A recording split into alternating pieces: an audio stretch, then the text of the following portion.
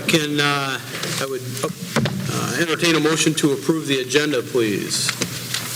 Make a motion. Support. So we have a motion and support. Any discussion? Just a couple of things. Hold on while I get some notes together. I just have a couple of questions. Sorry, as I get organized here. So I'm looking at the action items, on policy, letter B, the recommendation to approve, and I know that we'll talk about this, more, but I wanted to, before we move on, just get a little bit of clarity and a couple of questions. The first thing is, when you look back at the notes, it talks about bylaw policy 013-1. Can everybody hear me okay? I know that we've been working on some technology and audio things, so I hope everyone is hearing better today. And that talks about administrative guidelines, but we also have the bylaw policy 0132-2 that talks specifically about administrative guidelines. And it states the board shall delegate to the superintendent the function of specifying required actions and designing the detailed arrangements under the school which the school will be operated. These detailed arrangements shall constitute the administrative guidelines governing the schools, which are not inconsistent with the statutes of regulations of the state board or the policies of this board. It goes on to state that the superintendent shall be delegated the authority to take necessary action in circumstances not provided for in board policy, provided that such action shall be reported to the board at the next meeting following such action. So I guess my question related to this is, if we are moving away from board policy 0132.2, because traditionally as a board we don't deal with administrative guidelines, we only deal with policy. That is, the administrative guidelines is the role of the administrator. So if we are actually going to be moving away from that, then we would need to suspend the current policy 0132.2, and then that would need to be resolved at the next board meeting. So I'm just, I guess, a little nervous about having this on the agenda when I feel like there's a lot of unresolved questions as it relates to, and specifically, we're talking about one of the policies, 8805, on flags and displays. So I just wondered if it would be better if we could table this until November's board meeting to give us more time, and then at that time bring in our legal counsel and hopefully a representative from Neola to discuss and answer any questions we may have about policy moving forward. I would suggest that we talk about that when we get to that item on the agenda. If we choose to table it at that point, we could. So I wouldn't remove it from the agenda at this point. Okay. Just because the proper place to talk about it would be when we get to that point. Okay. Okay. Any other discussion about the agenda? One other thing too, this has just been a festering issue for quite some time, and that is about our board packets or our board meeting agendas. It has been, my frustration has been frustration, I know, from hearing from community members, the fact that they are not being put out on our website or in social media in a timely fashion, if at all. And getting, for us as board members, getting that packet at the end of the day on Friday makes it very challenging. I know this has been a topic of conversation in the past about making any adjustments so we don't have to sit here and spend the first amount of time, doing that. My role with the NC RESA board, their goal is to get it out Wednesday, but at the deadline of Thursday morning by 9. That way you have all day Thursday, all day Friday during business hours to have some feedback on it, comments, questions, and then also get it out into the public forum on time. So that may be a discussion that we have now, and then we table that to another board meeting as well. But I wanted to bring that up because I feel like we should be striving towards making it available sooner for our own purposes and the community's purposes, and that goes as well with meeting notes. Okay. Yeah, I would, again, I think the proper time to have that discussion is probably during the same item. And then, excuse me, we currently have a policy that dictates when that agenda has to be out. Mm-hmm. So that agenda that policy would have to be modified in order to change that expectation. So I would recommend that we discuss it today, but that we look to put that policy on the November board agenda. Can we and talk through that? Yeah, can we just move it to discussion items where we can fully discuss it? So you want to discuss the policy on agenda in discussion items? Is that?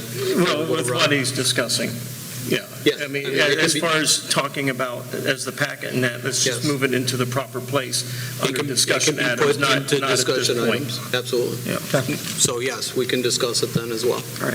Those were the two. Okay. Stephanie, I know you and I had talked a little bit about.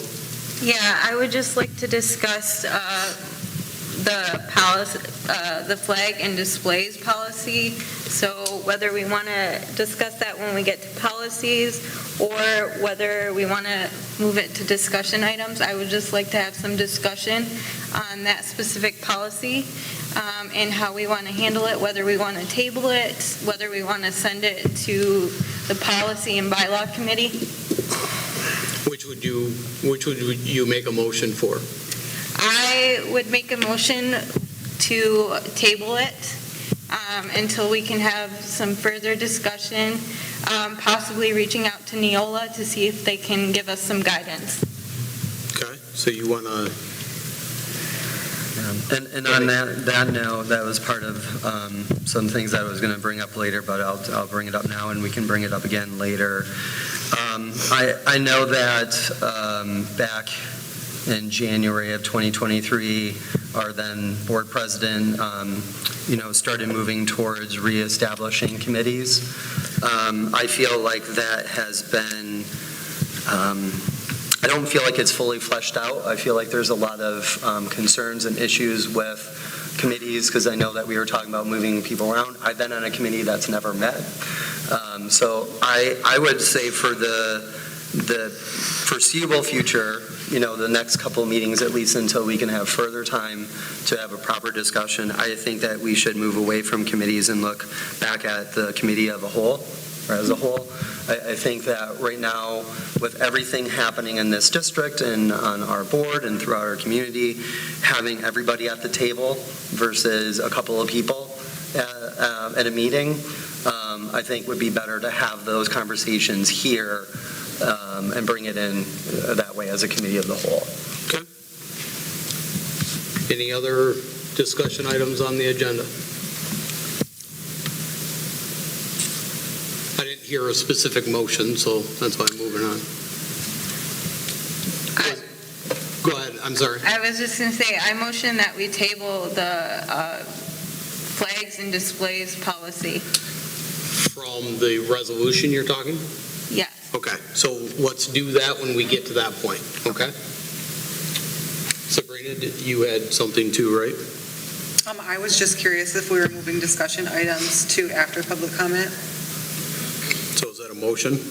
I would like to make a motion, yes, Okay, to move it. so we have a motion to switch public comment to number 7 and discussion items to number 8. Do I have a Yes. second? Support. Okay, any discussion about that? I'm curious as to why. I feel like we can be more interactive with our public if it's after they speak. So if there's anything that we wanted to answer or comment on, we can do it after they've spoke, so we're not interrupting their 3 minutes. I mean, the concern with that is then if part of the discussion items is a conversation that then the public feels compelled to comment on, and if they've already made their comments, then they're not, according to our bylaws, to go get that back too, up and so. speak again. So I just like the opportunity I to talk personally back to think our that public. discussion items as number 7 is the appropriate place to put it. Okay, so we have a motion and a second on the floor. Rob, are you making another motion?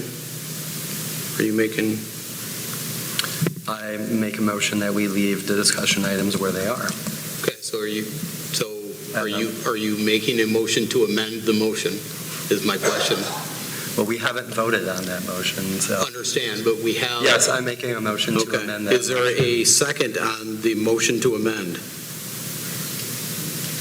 Okay, seeing none, that motion to amend dies. All in favor of switching discussion items and public comments, say aye. Aye. Aye. Aye. Nay. Aye. All right, motion passes.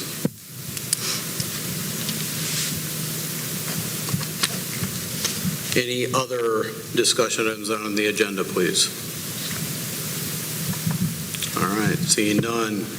All in favor of approving the agenda, say aye, please. Aye. Opposed, say nay. Nay.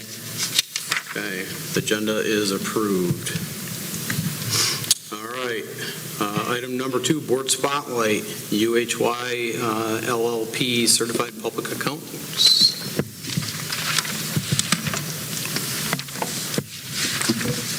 Hello, I'm Ryan Howell. I'm from UHY. We did the audit this year, and just going to do a quick recap of the audit report. If you have it in front of you, I'll go over the page numbers that I'm referencing, and you're more than welcome to follow along. So, the first thing I always like to go over is page 1 of the audit report, which is our independent auditor's report letter. The opinion paragraph, or the opinion section, is at the top of that page. The second paragraph down states, in our opinion, the financial statements referred to above present fairly in all material respects in accordance with... I'm sorry, can I interrupt you for Yeah. just 1 second? I apologize. I still feel like it's a little hard to hear or understand Yeah. from the comments. Are people in the audience able to hear this okay? Yes? Okay. Okay. Thank you. I just want to make sure it's been a reoccurring problem with people using the podium, just to make sure that we can hear. So if you kind of just stay close to the mic, that will be helpful. Okay. Thank you. Yes. I will not interrupt again. That's all right. And yeah, if anybody has questions as I'm going, please interrupt and let me know, and we'll answer them at that time. So the opinion paragraph, in our opinion, the financial statements referred to above are presented fairly in all material respects in accordance with accounting principles generally accepted in the United States of America. This is an unmodified or unqualified opinion. This is the best opinion we can give, basically. It just means your financial statements are fairly presented. And then everything after this report is your financials that we give the opinion on.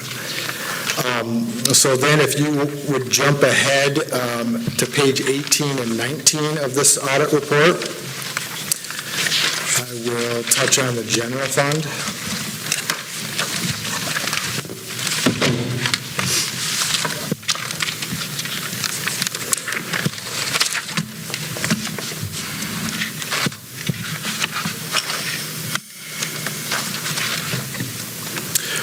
So on page 19, the first column of the general fund, the third number from the bottom, is the net change in fund balance. It's so you increased your fund balance this past year in the general fund for $552,672, which brings your fund balance up to $3,638,789. One thing we do gauge every year in the general fund is your fund balance as a percentage of your expenditures to see if you're at the appropriate level. So your percentage is 16.06%. This is up slightly from the prior year by 15.53%. Michigan school business officials, they recommend schools be at somewhere between 15 and 20% from a cash flow standpoint. And so you're kind of at the bottom end of that spectrum. That's one of the reasons you guys do still need to borrow against state aid every year. But you're still in a good financial position. But, and that's one of those reasons. It's difficult because the timing of when you get state aid every year.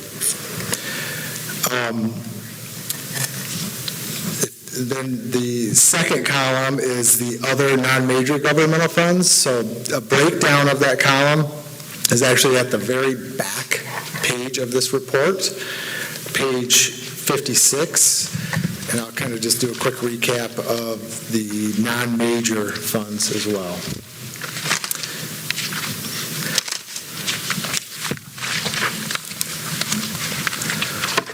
The first column is the food service fund.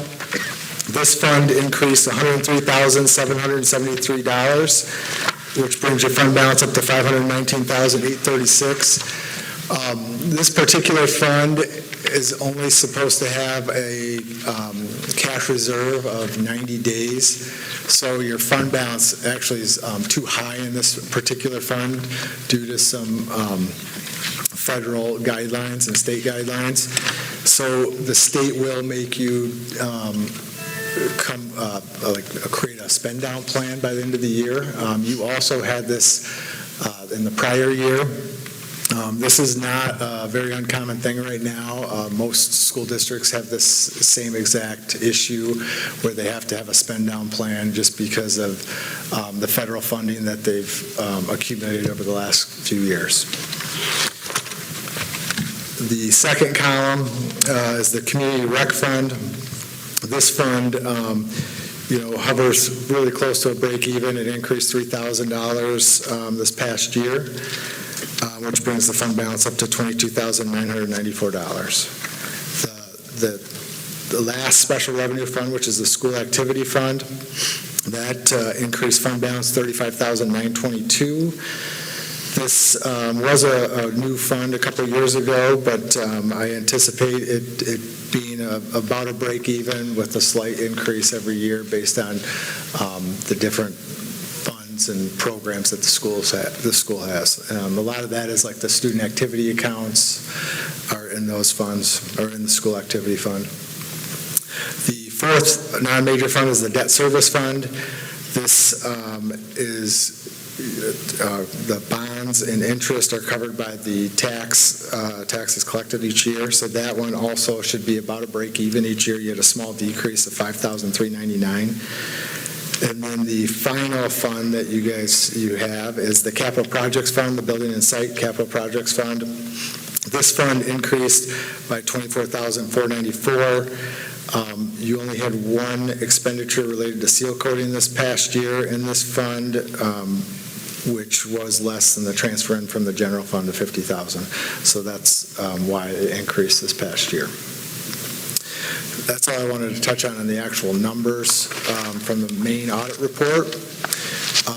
The second thing I was going to touch on was the communication with those charged with governance, which is the management letter. That's a separate letter. If that was passed out. And so a lot of this letter is boilerplate. It talks about estimates that we have in the audit report. Also talks about any disagreements with management, corrected and uncorrected misstatements. None of that was out of the ordinary. But on the second page, if we do have a specific comment, towards the bottom is where we note it. And so the comment we had this year was related to the excess fund balance in the food service fund that I already touched on. Basically states that the state of Michigan requires the district to submit a spend down plan related to that excess fund balance. Other than that are the only written comments we had in the audit report this year. So overall, I think you guys are doing a good job staying within your budget constraints, specifically in the general fund. It's very important to stay financially conservative with the uncertainty surrounding some of the state and federal funding. More so the federal funding currently. You guys have had a lot of COVID federal funds over the last couple of years that will not be there in the upcoming years. So that will create challenges for a lot of school districts in the years ahead. So that's all I had. Does anybody have any questions?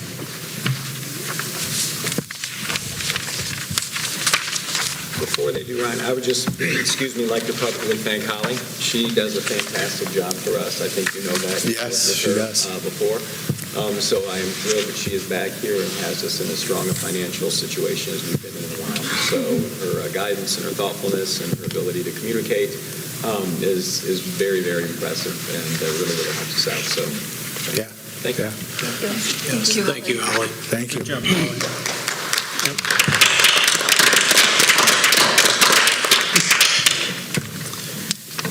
Any questions from the board?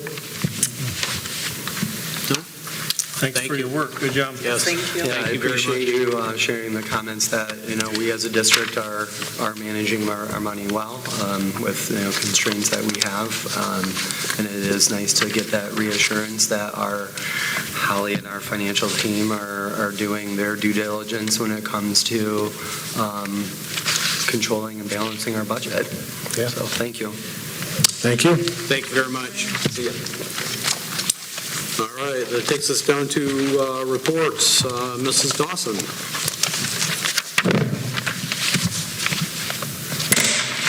Did that last time. Good evening. So I shared my report out with you and just a couple of highlights to share tonight. They have just had a lot of really great work going on around our multi-tiered system of support conversations. We brought in NC Research to support that. And the team that we have that's been meeting every Monday has just already done some great alignment work. We have also had our report card conversation. It's exciting, Travis and I have talked about it quite often, exciting to see some of this work that really got set aside during the COVID years as we tried to rethink school in general, and it's back, and we're able to really dig into it, and we know that it's just powerful stuff for helping our teachers be ready to instruct our students and really for our students to get the benefit of that organizational stuff and the rigor and just alignment in general. So we're super excited about that. From academics, that's one of the biggest things that we've been wanting to be able to get done in the past several years. So we're ready and excited, and we're moving on that weekly. And then just some other maybe fun things or things to note. We also just have a lot of different support going on with different groups. So Mandy Chichoke and Amanda Lowry are going to be hosting a dual immersion parent meeting tomorrow night. And they really have the vision to make this a night where some training can happen. So they've planned some great activities for the families. They've lined up childcare for the families. They've brought a lot of different gifts and pieces that the families can take home just to really connect that group of people working on 2 languages at a time to some tips they can use at home and practice them at school with the teachers. So we're excited that that's something that's out there and available. We have the Farm Science Lab coming from, it's Western, I can't remember the exact location, WU Farm Science Lab. Anyhow, it's out there. Farm Bureau supports it, and it's a mobile lab that's coming to school on the 16th and 17th for our 3rd and 4th graders, and they will be doing some specific work on farming in the Midwest and crops that are grown here, and then some kind of, earth-friendly work that they're doing around plastic. And so our kids will be able to go out and experience that, and that's just a pretty cool opportunity. Farm Bureau paid for half of it, and then we're able to pay for the rest of that to have them come for 2 days. So we're excited about that. We have conferences this month, and so we're excited to be able to chat with parents and make those connections early on between the teacher and parents and how students are doing. And then one other thing that we've been regularly doing the past 2 or 3 years is we have the Apple Crunch Day. It's something that goes across Western Michigan, or actually Midwest region, so other like Wisconsin and Michigan and I think Ohio. And they designate one day, and this year it's October 12th, where everybody has like a simultaneous crunch of an apple. And it's really to recognize and symbolize the idea that we support that farming community, that we support farmers by purchasing local fruits and vegetables, and that we recognize that healthy piece of what fruits and vegetables can do for our little learners. And so we'll be out Thursday on the playground at the elementary. Mr. Klink, our PE teacher, is going to do some exercises, and then we're going to have a big crunch at the same time and kick off our renewed commitment to our CATCH program, which is that coordination of health services with our students. So some great things going on. It's a busy time always, and we're just excited and have a lot of great things going on. Be happy to answer any questions that you have. Any questions for Mrs. Dawson? All right. All right, thank you. Thank you, Ms. Dawson. Thank you. Mr. Aiken? Well, we started our week off with a presentation for our 5th through 8th graders today. It was okay to say. It's an anti-bullying, school safety prevention assembly that's sponsored by the Michigan State Police. They came in and taught each grade level individually. It was, I guess I learned something today. Scheduled presentations on Monday mornings. The kids' behavior was outstanding. I don't know if that's because they were sleeping from the weekend or they were really interested in it, but they did a great job, and it was very poignant to what we're dealing with in schools and society in general. And that was, I think the kids were pretty engaged from start to finish. On the 19th, Sarah Simon, Joe Skidam are taking our 7th and 8th grade kids to a college visit. We're going to Kelvin. And then on October 17th, I've got 7 staff members going to an NWA training. It's our testing. It's Northwest Evaluation Association. That's where we do our MAPS testing, and that drives all of our instruction in our building.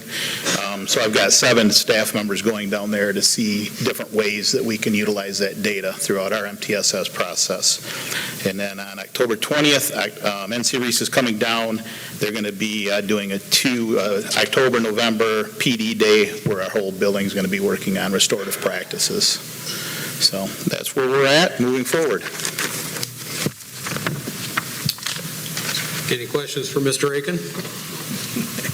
Thank you, Mr. Aiken. He's sitting down already, so there's no questions for Mr. Aiken. That's okay.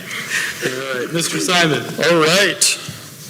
Some excitement around Jostens. 9th graders getting their class rings ordered, which is always fun. And then 12th graders, of course, cap and gown orders happening in May. Will be here before we know it for that celebration. Marching band, I'm sure you are aware, they are killing it out there. Mr. DeYoung has the students doing amazing. Kennewaw Hills, they stole the show first in everything for scholastic competition, and then in Sparta got 2nd place at the MCBA. So they're doing fantastic. It is Michigan College Access Month. So Mrs. Renee Platt has got a lot of different activities and things happening to encourage students to enroll in colleges, universities, and just the career side of it also, getting applications and things ready. Great kids. I'm going to highlight one of them right now. Mrs. Dawson and I are working with Mason Bunker, who is a fantastic kid. He came to us and said, hey, it's here. Yeah, he is.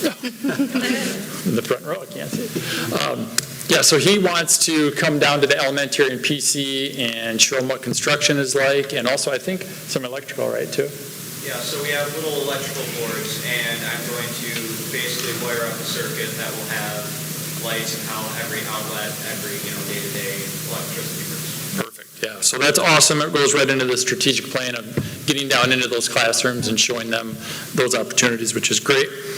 Stephanie Dode is creating a huge partnership. I just happen to be involved in that a couple times, but working with organizations in the county, outside of the county, to create a really large STEAM exploration activity that really would be like the epicenter for the Midwest, in my opinion, for people to be able to come and use Camp Nuevo, as well as the properties that we have here as a district and other properties too. It's really fantastic. It's just starting up, but it's a great opportunity, and hopefully we can continue that forward. And last but not least, I know it's on the agenda just a little bit further down, but on behalf of the admin team, we are going to miss Sean Siebold. That guy is fantastic, and the knowledge and experience that he has in each of our buildings, from knowing where to crawl in to unplug something to just the boilers. I mean, we're gonna miss him big time. But anyway, that's about it. Be happy to answer any questions.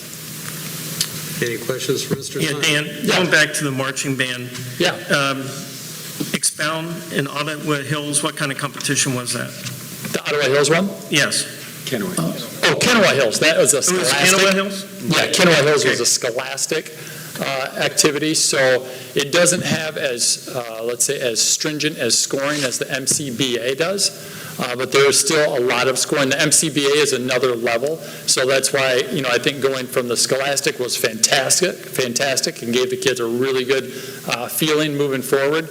But then the then the MCBA, when there's a little bit more scoring to it, they still knocked it out of the park, so they should be really proud of themselves on every level. Okay, congrats. Do you have a rough idea of how many different marching bands were involved?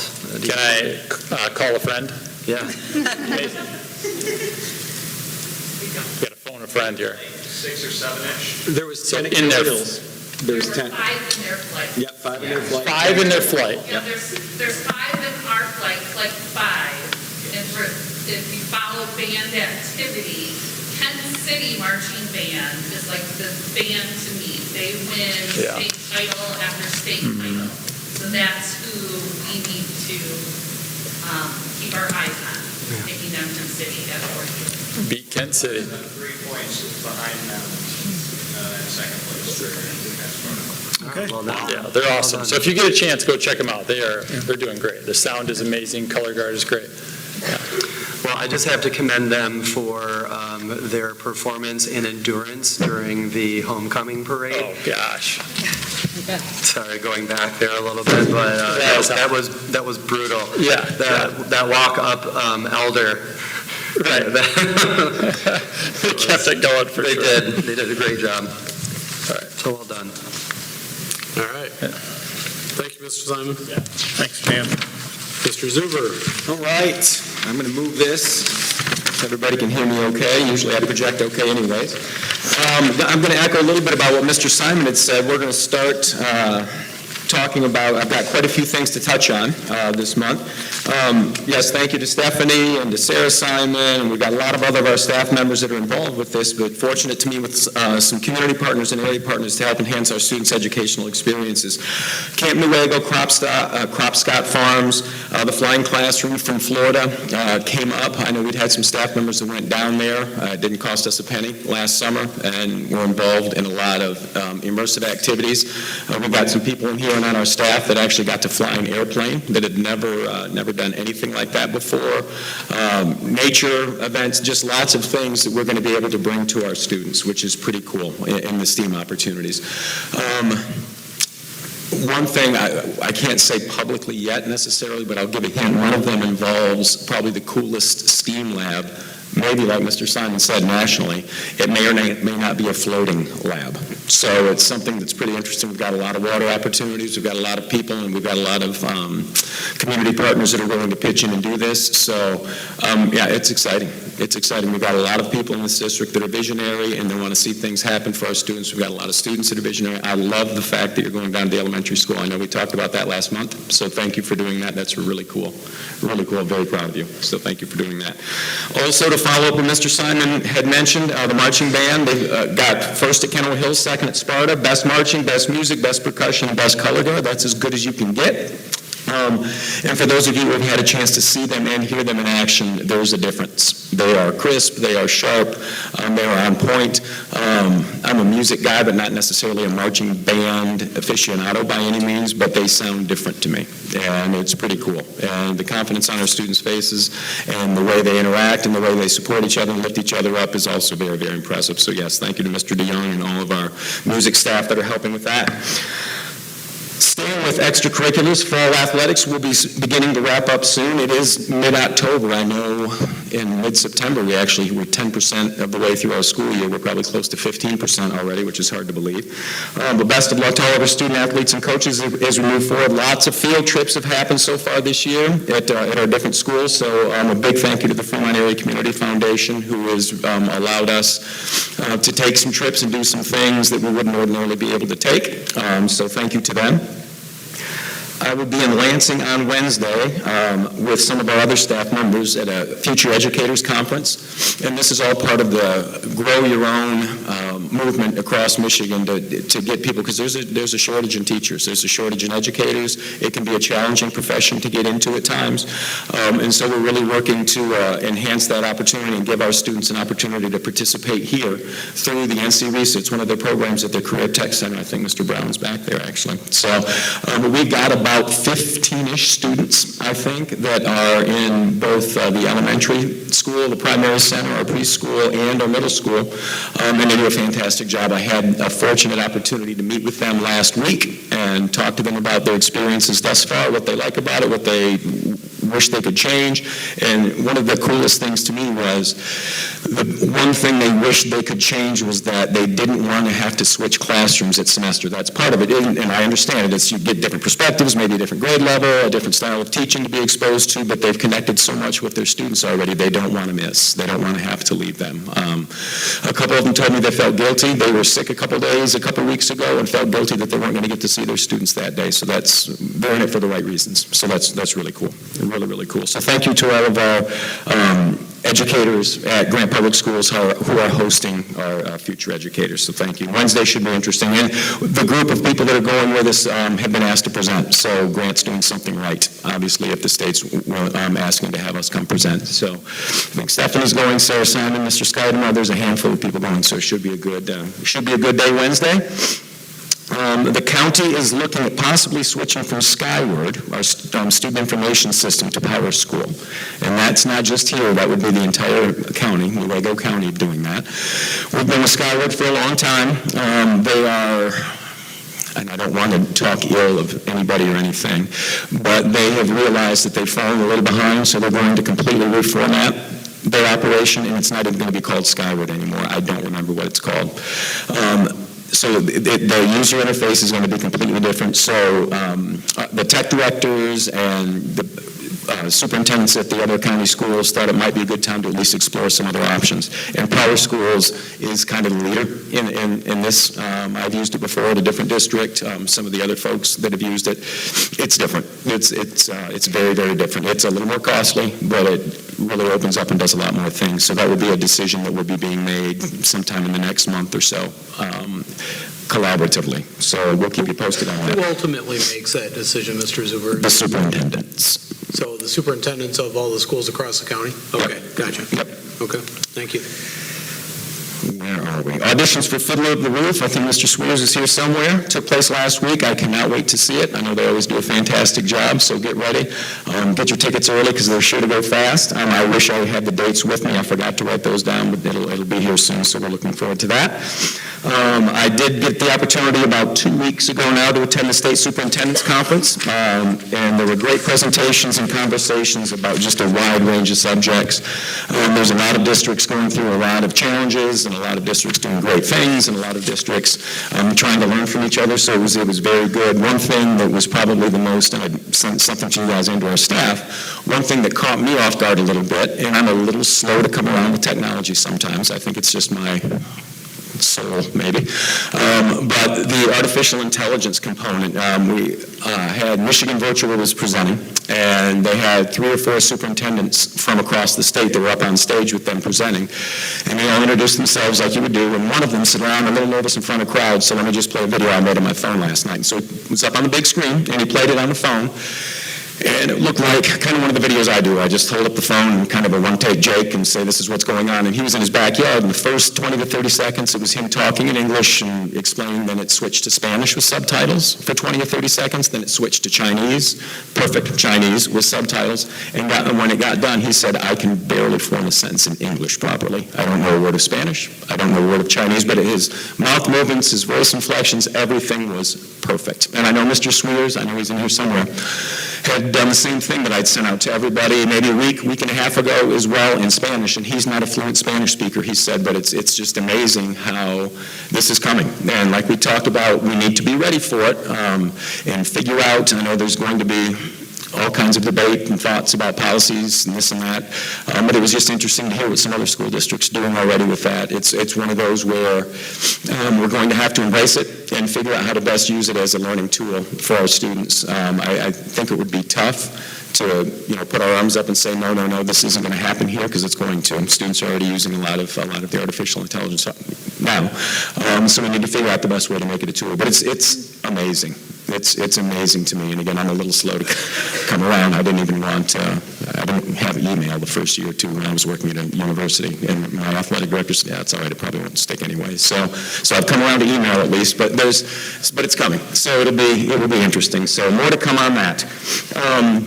And just one last thing I wanted to talk about was, as a community and as a district, I jotted down a word here. This is the old coach in me, I guess. We've been going through some adversity.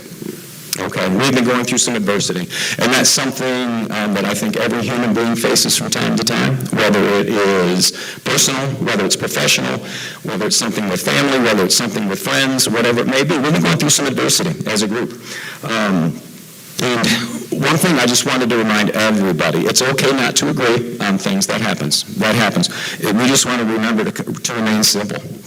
We want to remain civil. Just because we don't agree on something doesn't mean that we're sworn enemies forever. One thing that hit me a little bit when we got the flags out and said the Pledge of Allegiance were the last 6 words, with liberty and justice for all.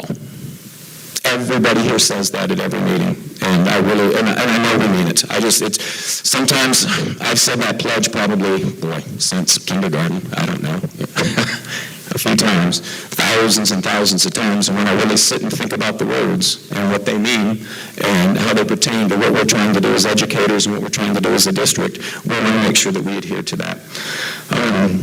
One thing we tell our students a lot is emotions are never wrong, but how you can express them can be.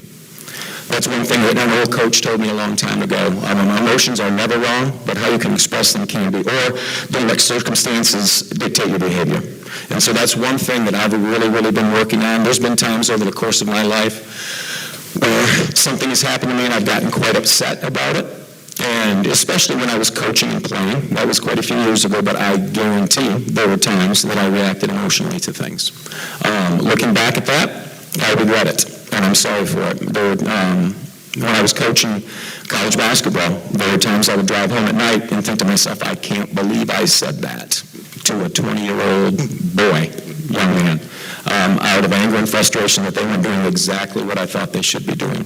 So I just want to make sure that as a community and as a board and as an educational entity and as a district that we are doing the right things and not letting our emotions get the best of us. Another old coach, Chuck Daly, used to coach the Pistons. He had a saying, get past mad. We got to get past mad.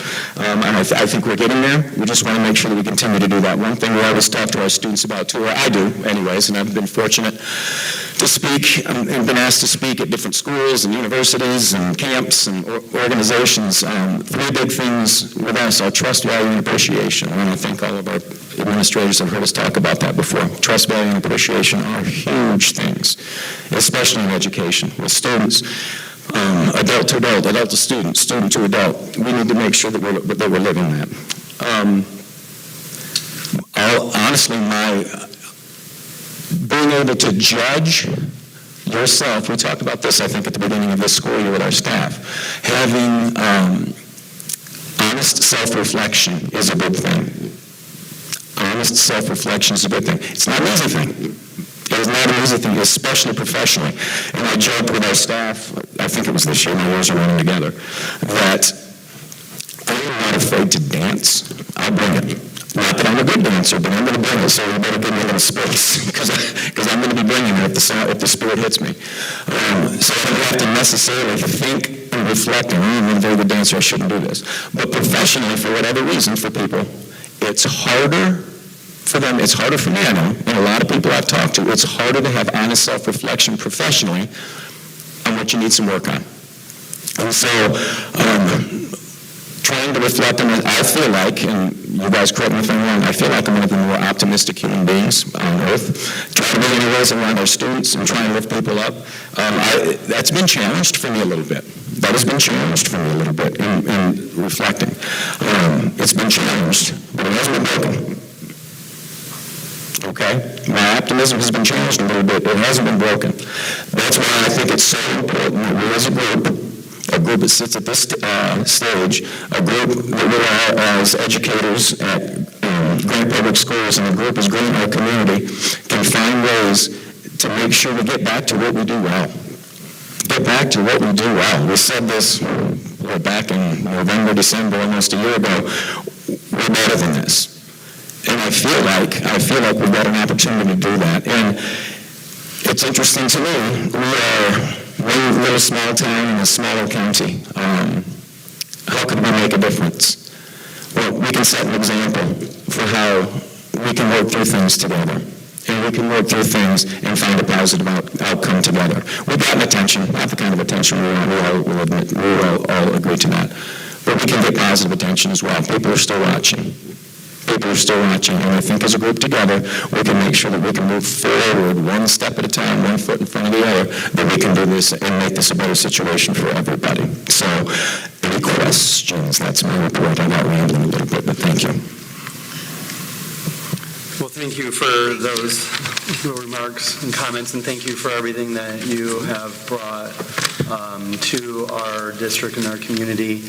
I know I say, and I'm not alone in saying this, that you have brought a personal approach, a compassionate approach, a listening approach to the administration office. I feel like we have had some challenges in previous regimes about that very thing, about demonstrating that the students come first, that we care about our students, that we care about everyone that's associated with those students. And so thank you for that reminder, and thank you for everything that you've been doing. Thank you. When you were talking about switching gears a little bit, talking about the fall athletics, I do have to give a shout out to Brody Delamater.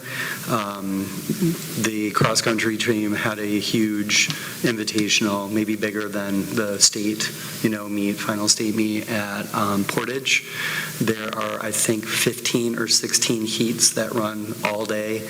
Thousands of people there. I want to say I heard something like 15,000 spectators come to see that.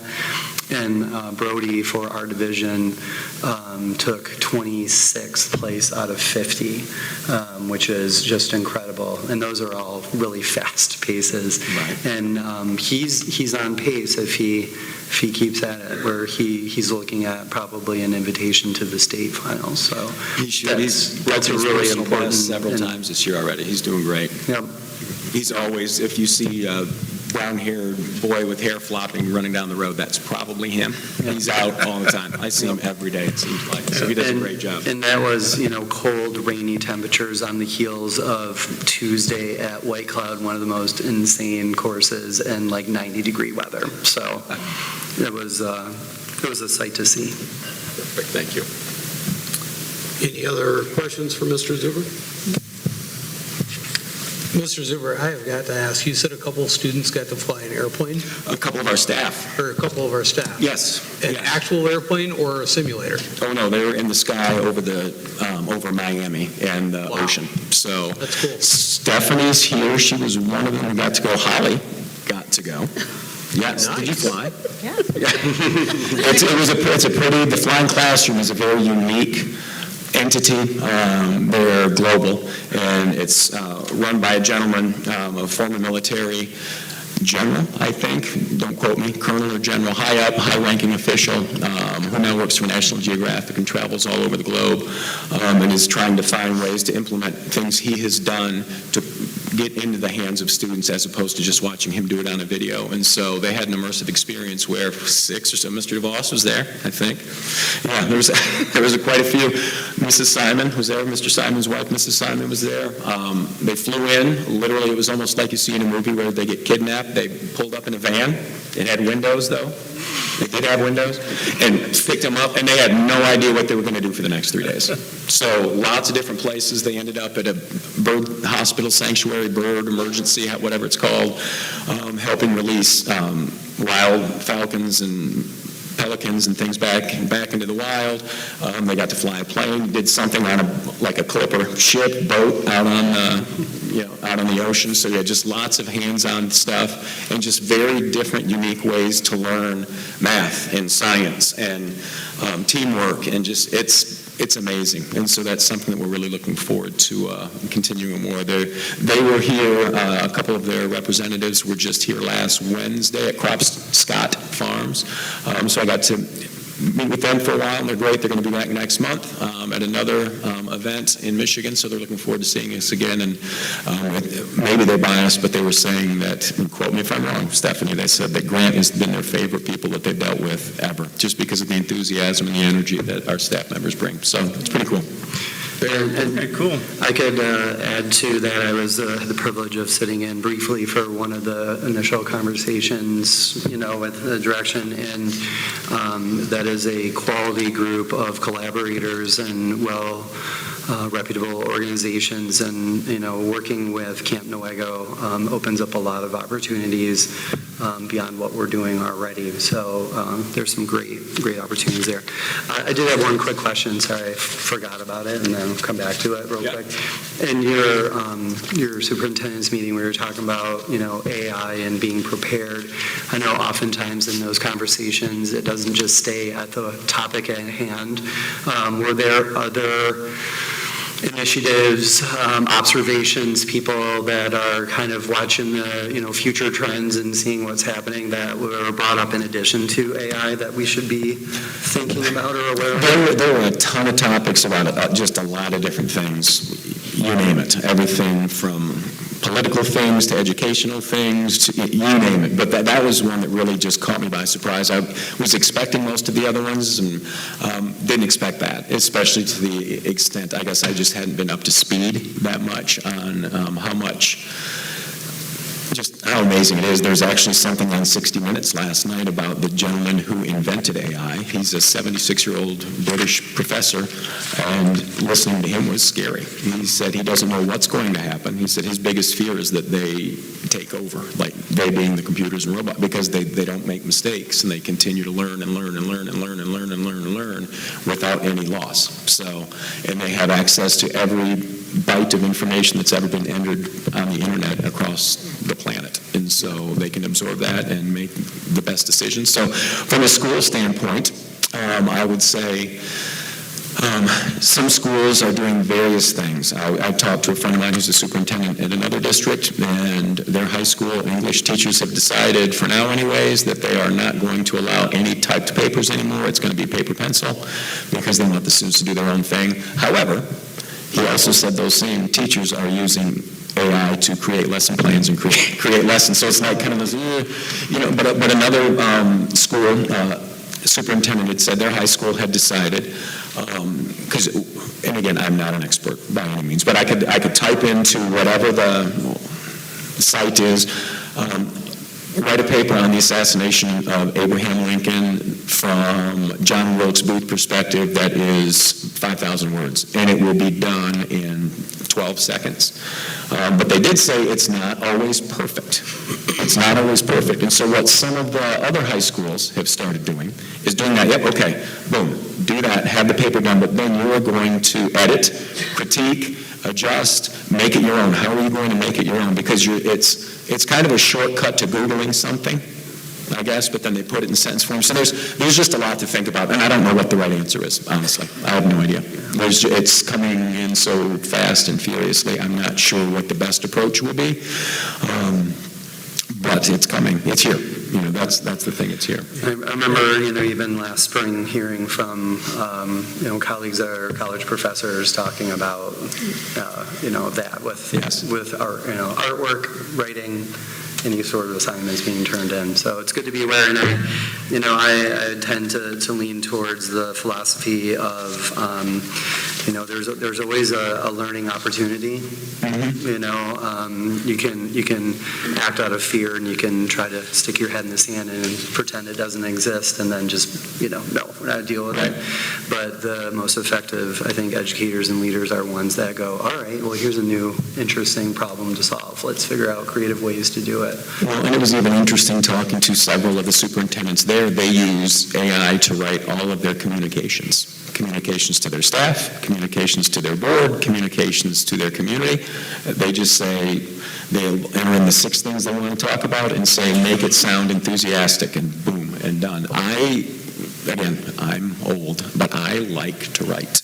I like to think. I like to try and find a word that matters and makes sense and makes people think a little bit, but it's interesting. It's very, very interesting. So there's at least one superintendent in this county that does that with all of his communication, which there's nothing wrong with that. Nothing wrong with that. Again, he's more advanced than I am, I guess, with that. So, but it's coming. It's here. That is true, definitely. Yeah, I would imagine if AI can write my history paper for me, right. AI can also check to see if AI wrote my history paper, right? Right. So, there's 2 sides to it. Yep. So it's interesting. Yeah, we're not going to stop it, that's for sure.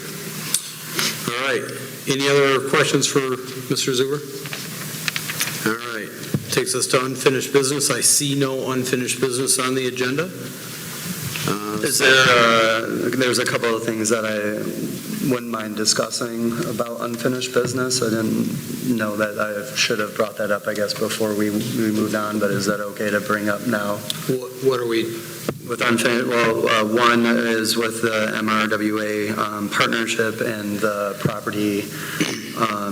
Just wanted to say a thank you to Stephanie for completing the task of writing our goals and concerns, to Consumers Power, working with Brett on that. That was something that had been discussed at the last board meeting, and unfortunately, didn't get that into consumers before.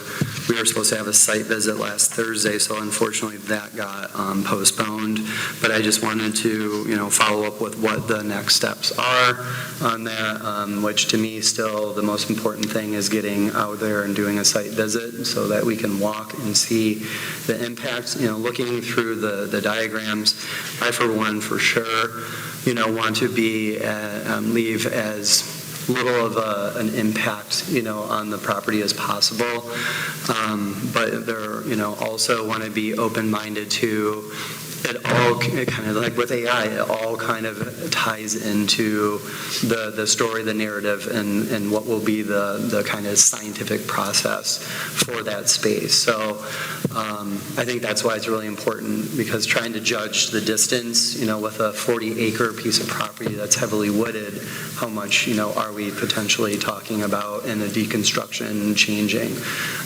So I really appreciate in the map and, where we're looking at some key sites. So I have not heard back from Scott to hear some makeup dates for that, but I know that we wanted to move quickly. So has anybody else? And one other thing I would like to add to that is, I don't know, maybe Rob, Danette, and Rachel maybe were on the board when it was discussed a couple years ago about it's about time to log that property and thin it out, not clear cut by any means. Right. But I think Rob, you might have been out there with us when we had a forester come out, and one of their concerns is there's a couple species of tree that are starting to show signs of some disease, and that discussion, I don't know if it was tabled or stalled when we talked about it, and wanted just to wait a little bit longer, I guess, and it doesn't cost the district any money. In fact, they pay us a little bit. So just in my head, if that's something that GE is talking about having to remove some trees anyways, if some of those trees they were going to pull out were going to be ones that we could get a couple dollars for, just because it's time. And again, I'm not a forestry expert, but I really feel like that's something that we would probably need to pursue moving forward and get somebody in there that knows what they're doing. And I don't know how fast of a turnaround it could be, but it would be something, we could even maybe get a couple quotes this month, and by next month, I don't know if I would imagine they cut down trees when it's snowy, I would think. But Actually, they prefer it because there's no leaves on the tree. Oh, gotcha. Fair enough. Good. It's a little bit easier. So maybe that's something we can talk about, is get a couple quotes and talk to a couple of our local foresters, and just see, that they could go out and visit again and look at, and that would thin a little bit.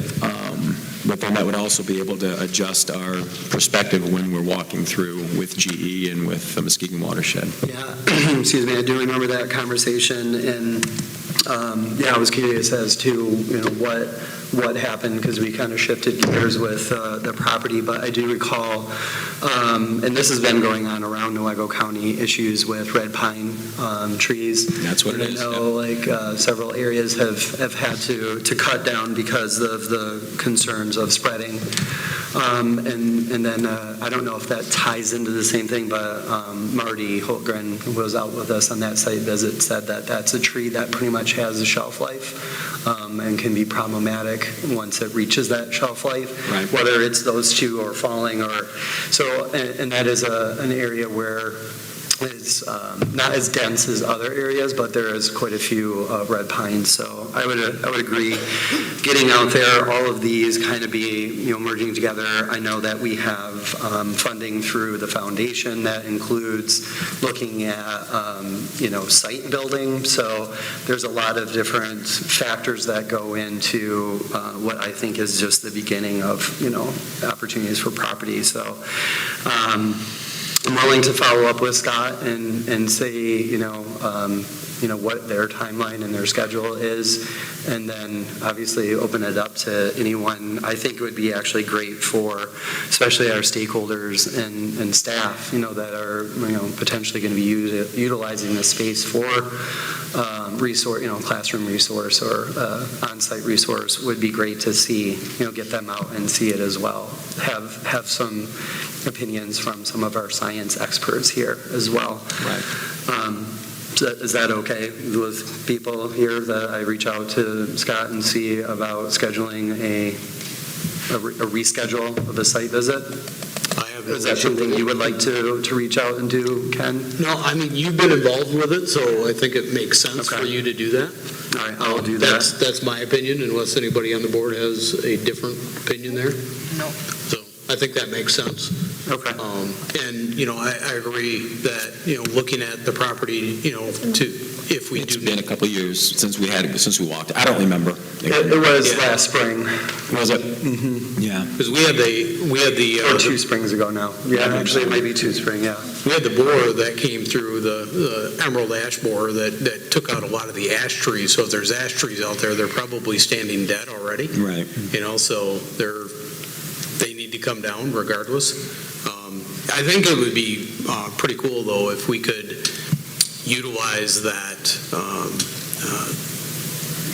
situation to maybe help some of our kids see, hey, where does the lumber come from that we go and buy and build things with, and I mean, how does a tree get turned into lumber? So Right. I don't know what that looks like for us, but I think it'd be kind of cool to give that We can experience. figure out, as long, I guess, OSHA and all that stuff, but maybe we could get some students that may be interested in that as a career to catch up, since it's on our property, and we could talk to whomever is awarded that job to thin the lumber, can figure out when that's going to happen, and maybe we can have a handful of them field trip out there to at least watch for a little bit and see what all that entails.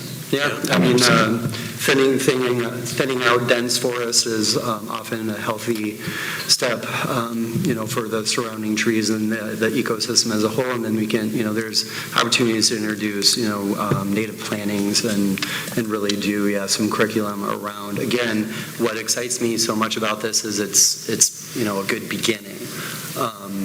So, all right, well, I don't want to take too much time on that. The one other one that I didn't see anywhere on the agenda, but we had talked about at the last meeting, as per the contract with the Child and Adolescent Health Center, that we would be working towards the formation of a steering committee. I don't know where we stand on that. I want to remind everybody what we had talked about at our September meeting was collecting names of interested community members. We had talked about maybe that is looking from that pool of applicants that applied back in the summer for the board position, and that we would be doing, interviewing potential candidates and, get that, whittled down to a final board vote on who we have there in preparation for, at the latest, the December Child and Adolescent Health Center meeting. So now we're into October. I don't know what's been happening. Is there any, inquiries gone out for, or information for people to reach us if they're interested? Questions, for interviews we're looking at, what kind of the plan moving forward is. So I wanted to bring that up, and we'll continue to bring that up until, we have, I guess we're in a good position because as, part of the conversation with the health center contract is that, we have responsibilities on our end. We want to make sure that we are fulfilling those responsibilities. Yeah, if I remember right, when we left the last board meeting, we had talked about having people email in if they were interested. Have we received any?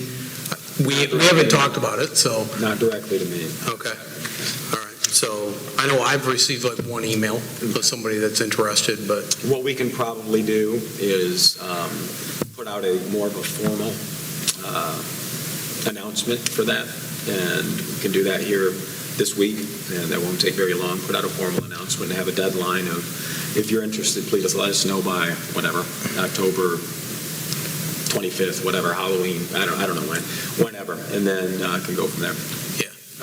I think that makes sense. Yeah, I think it would be in our best interest to kind of look at the time frame of our board meetings. Yep. So to have the, I think at least the interested parties in with a game plan of how we're going to, whether that's a special meeting or what. I don't know what the interest level will be, so I think we need to be prepared for a possibility of a separate meeting, but that we're ready to go and get people in place, I would hope, by the November board meeting so that we can then get people on board with just the understanding of the job description, I guess, for lack of a better term, before that December.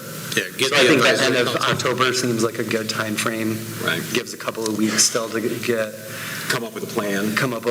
And in the meantime, having a letter that goes out saying, submit your interest, like we've done before, a letter, stating your interest to you at the administration building. Yep. Because we all know how fall goes. It goes really fast. Yes. Yeah, I think our goal should definitely be to have that committee, people appointed to that committee by the November meeting, for sure. Yeah. Okay. Anything else for unfinished business? All right, that moves us on to the consent agenda. And entertain a motion to approve the consent agenda. Support. Second. Okay. Any discussion on the consent agenda? More of just a curiosity. It pains me to see Sean leave. That one hit hard, and I'm just curious, Brett, if he, gave you any indication of why after 12 years? 13 years? Somewhere in that range. Moving on. He just had an opportunity to go back. He's from there, for sure, and he felt like it would be a better fit for him at this time to do that. I know I reached out to Sean right after we got the news, and he very graciously offered to be available to help anybody that fills that position to kind of help them get going. So that's pretty cool that he's willing to do that as well. So yeah, it's definitely a big hit. All right. Any other discussion about the consent agenda? All right. All All in favor of approval of the consent agenda, please say aye. Aye. Opposed, say nay. Okay, consent agenda passes. Action items.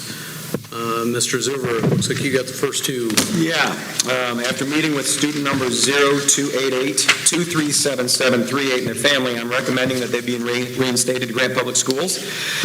This student has successfully met all the requirements set forth and has made significant progress on their goals. Upon approval, they will be resuming school within the week. We are asking you to recommend student 0288-237-738 to be reinstated to Grant Public Schools. Okay, any discussion?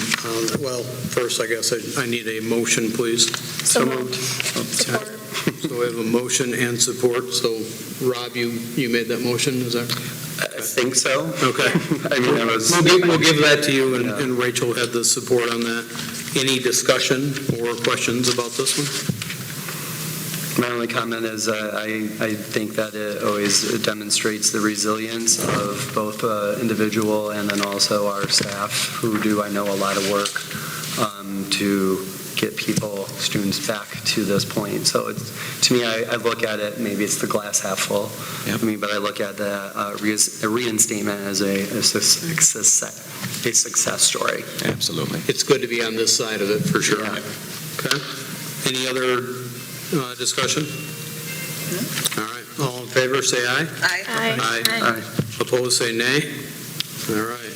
Motion passes. Next one. The next one is going to sound quite similar, other than a different student number. After meeting with student number 8622490938 and their family, I am recommending that they be reinstated to Grant Public Schools. They have successfully met all the requirements set forth and have made significant progress on all of their goals. Upon approval, they will be resuming school within the week. The board is being asked to recommend student number 8622490938 be reinstated to Grant Public Schools. All right. Can we get a motion, please? So moved. Second. All right, we have a motion and support. Any discussion?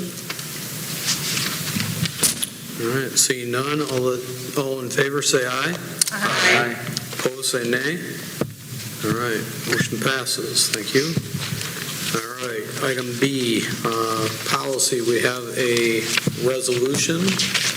We have someone that is interested in making this motion. Support. Do you want me to read it? You want to make a motion? Okay. Yes, if you would read the resolution, please.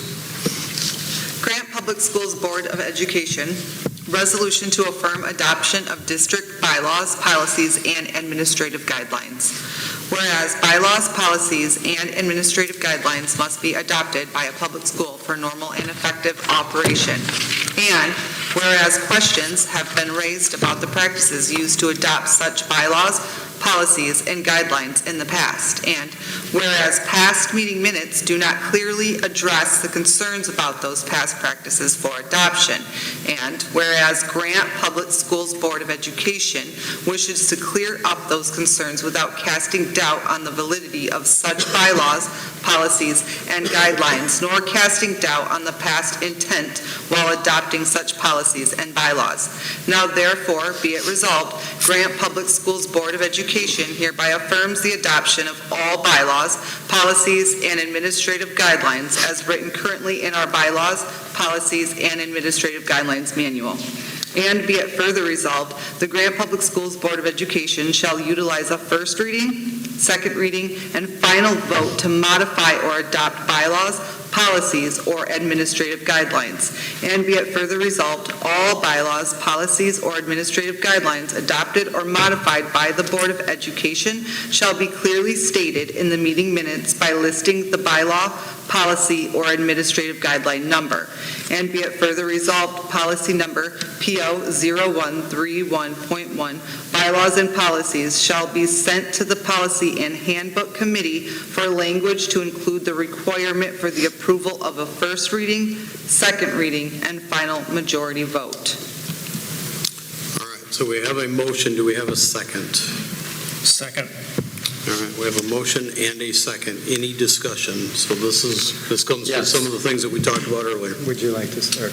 Yes, I would like to make a motion to move the flags and displays policy and table it until we can have some further discussion and reach out to Neola for some guidance on what to do specifically with that policy.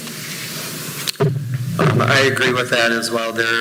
And there is precedent to that. Three Rivers tabled it, Hastings did as well, and Saline school districts actually omitted it because of the vagueness of the language. And I think for our purposes, looking back to the end of the year, I'm trying to think about when we had a second reading, and I feel like it was when we were still, doing the meetings right out in the lobby, which has been, more than a year ago, longer than that. And, the last second reading I remember was language on pronouns was the predominant change in the Neola policies. What I do recall is that we started having discussions about moving away from Neola because it's a thick, over text heavy, vague bylaw system, and we are looking at exploring other options. I think there are lots of other options. Miller Johnson would be one of those options that condenses that to about 30 pages. Easier to follow, easier to look at. So that's one reason I think as well. The other that I would say, am I cutting you off? No. Okay, sorry. Well, the other Rob, if I can just stop you, Sure. we have a motion, so I want to make sure that we address that motion first before we get into anything else. So, Stephanie, I just want to make sure that I'm clearly understanding. So your motion is to exclude the flag and display Correct. policy from this resolution. So with that, I want to just make sure that we understand what the language would be. So in the first, now therefore be it resolved, paragraph here, it says all bylaws, policies, and administrative guidelines as written, currently in the policy, or bylaw policy and administrative guideline manual. So I'm looking for help on how you would want that language to specifically exclude that. So I would just say all the policies excluding policy P08805.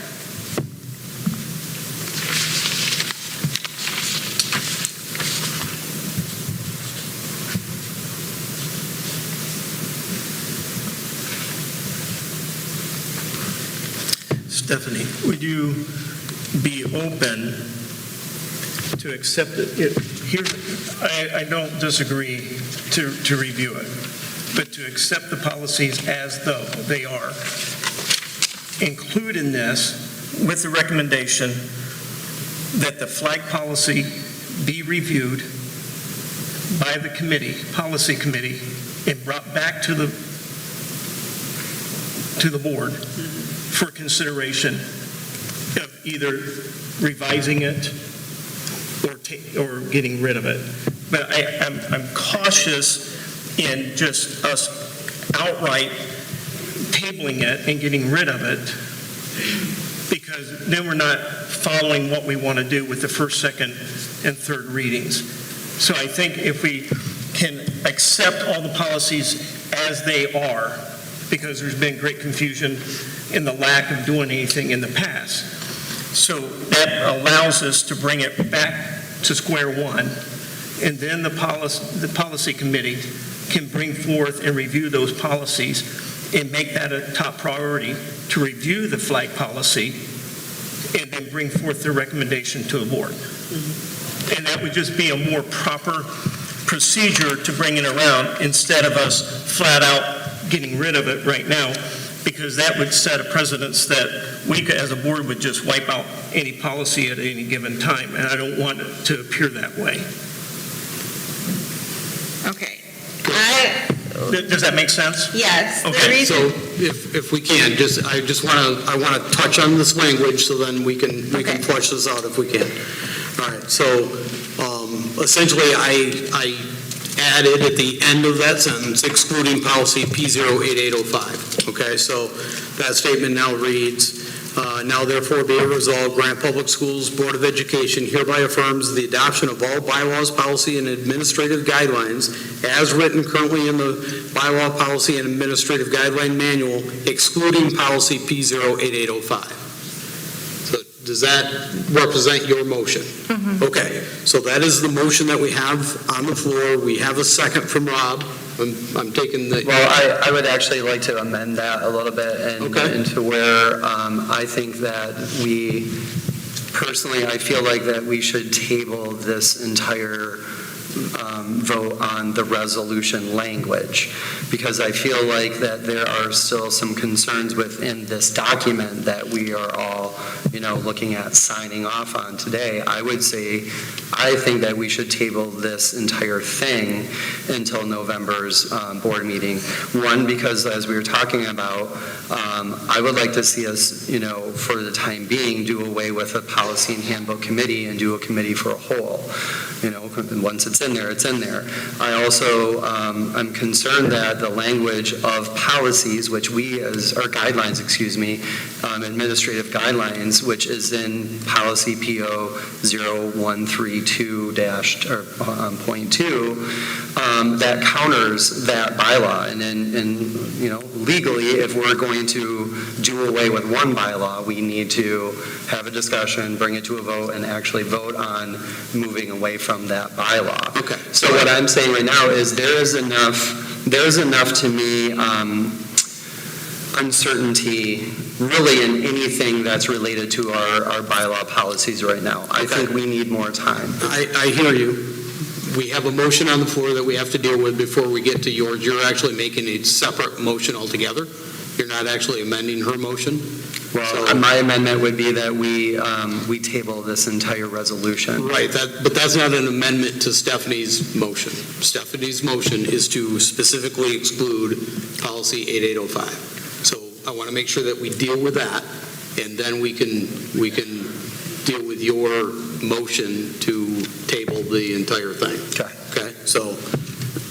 So Stephanie, I just want to make sure, does that represent your motion? Okay.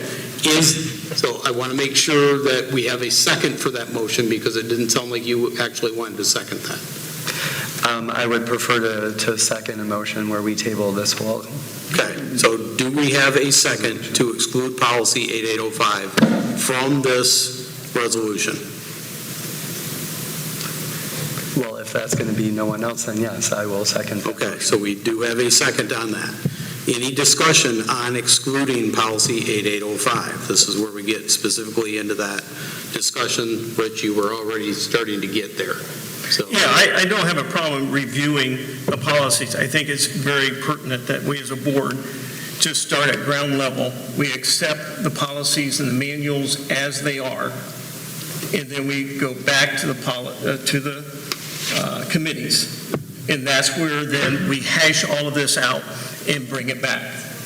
Because if we leave it hanging out there, it's like a hanging chat. Nothing's being done.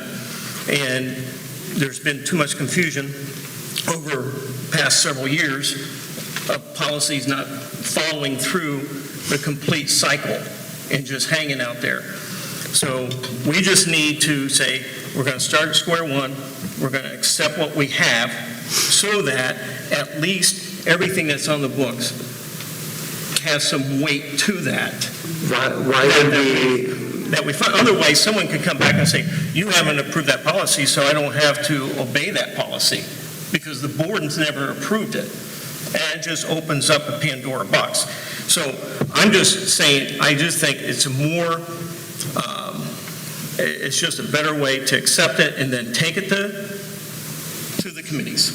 Okay. And then bring back whatever is hashed out in the committee, and then we can hash it out as a board. So are you offering an amendment to this motion? That's not accepting the Second Amendment. It's discussion. I'm against the Second Amendment. I know, it sounds to me like you're trying to make an amendment to the motion, though, that we have on the table. No, I'm just making a discussion, making a comment that I don't think we need to approve. That we the don't need to amendment. exclude something. Okay. Any other comments about this motion? Well, as further the discussion, we're just discussing right now,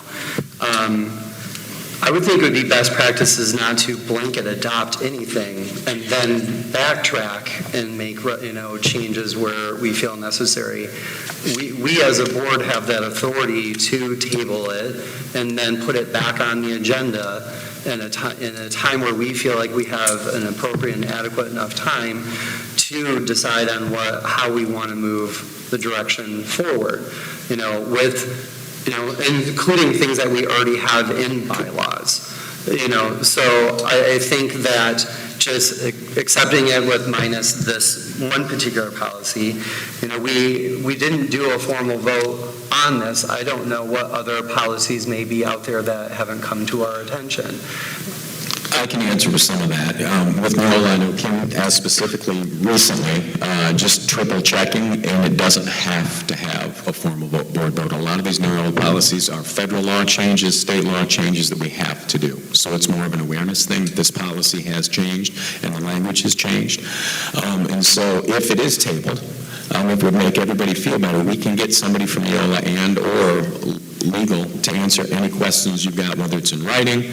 I can't promise we can have somebody here, but we can get any questions that any board member would have about any of this in writing and spelled out to give us a little time to make sure that there's no concerns from anybody. That's what I would prefer to do. I think that At a final reading, yes. Yep.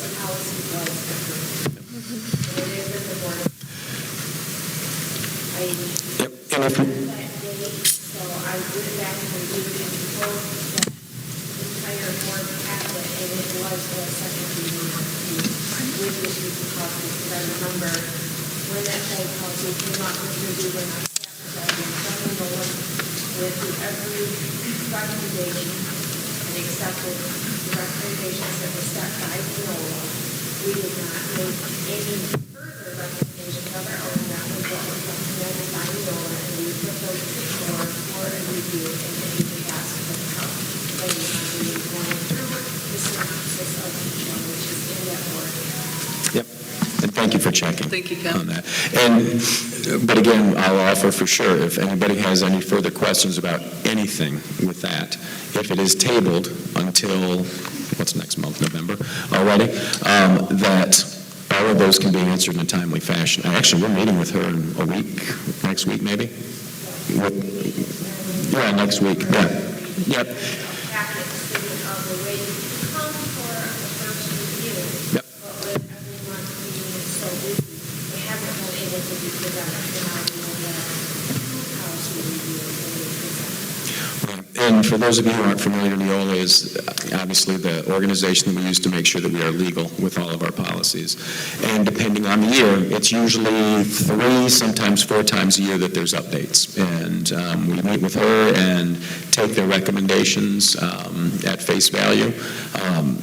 And that's how we've always done that. And Grant has done that for a long, long time. Yeah, as do... Right. And hundreds and hundreds and hundreds of school districts across the country use them as well. So, but we can definitely get questions answered. So if that's something, if there's any confusion with anybody or any uncertainty, instead of ticky-tacking with language, this and that, we can table it and we can get every question answered by next month, I promise you. Whatever you guys ask, you can email me the questions, you can respond to our Friday updates, whatever, and we will make sure that we ask them every single thing so there's no questions.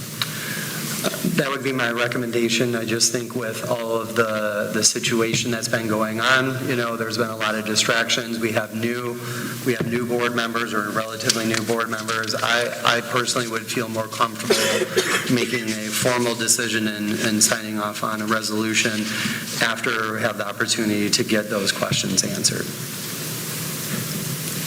Okay, so we're still at that motion to exclude 8805.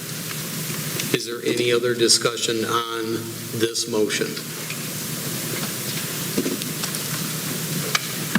personally, I think it simply answers some questions that, the policies that are in our policy and bylaw handbook we are saying that, yes, that those are our policies, and we're not going to have anybody saying that, yeah, we haven't adopted them.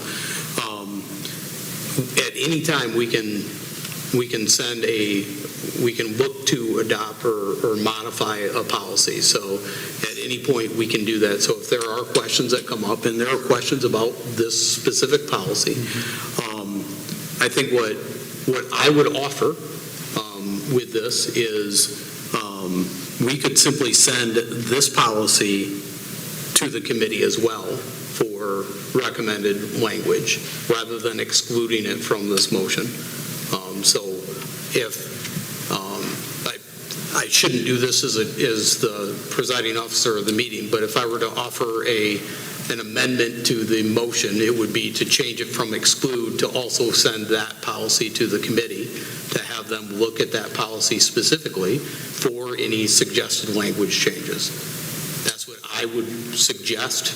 I'm not going to do that as a presiding officer, though. So I will leave that up to the board on that. But we are still at that motion, so we have to vote to either accept adding the language of excluding policy P08805 to the end of that statement or not. That is where we're at, unless there is further discussion.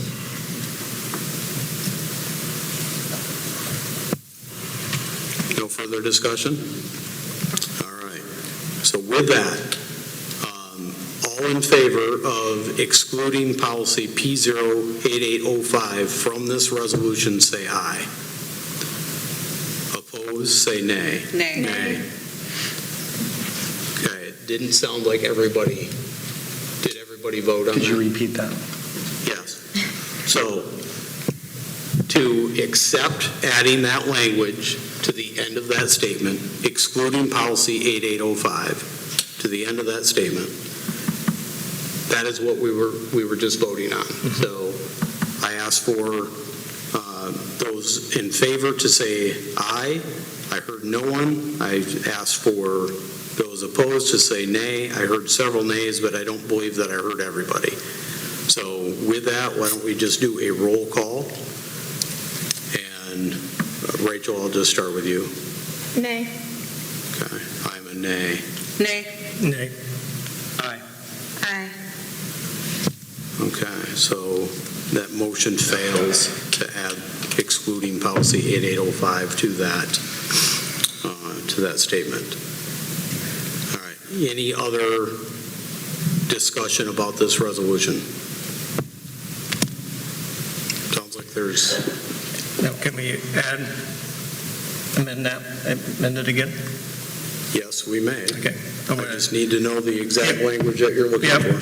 With recommendation to review the flag policy with the policy committee and bring back to the board their recommendations. Okay, so I will just say P08805 flags and displays.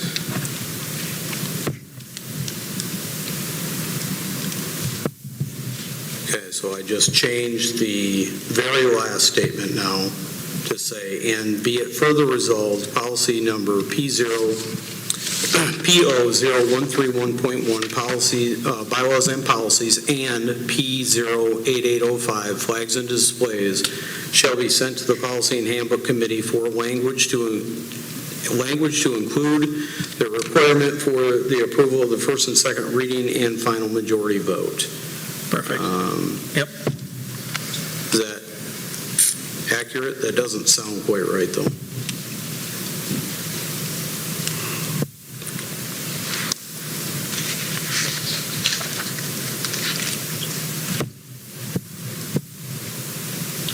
Can you reread the After- last sentence? Yes. Added, please. Yes. So it says, policy P0131.1, bylaws and policies, and P08805, flags and displays, shall be sent to the Policy and Handbook Committee for language to include the requirement for the approval of the first reading, second reading, and final majority vote. And then I just added or other recommendations to the very end of that. So I just want to make sure that that represents what you're asking for. If it No, doesn't. that's fine, no, Okay. because what we want all of them to be reviewed anyways. So that just opens up the door for all of them to be looked at and discussed. Who is on our Policy and Handbook Committee? I believe I'm on it. I'm on it. You're on it. I believe Danette is on it. And then when we met, our principals and vice principals were part of that as well. Am I accurate with that? You guys were there, but it's not necessarily membership of the committee. I personally would want our administration there as representation for that. So, I would recommend that we, or amend that we look at switching up who is on our Policy and Handbook Committee. I feel like that has been, as I mentioned before, our committees have been assigned by, in the past by a board president who's no longer here.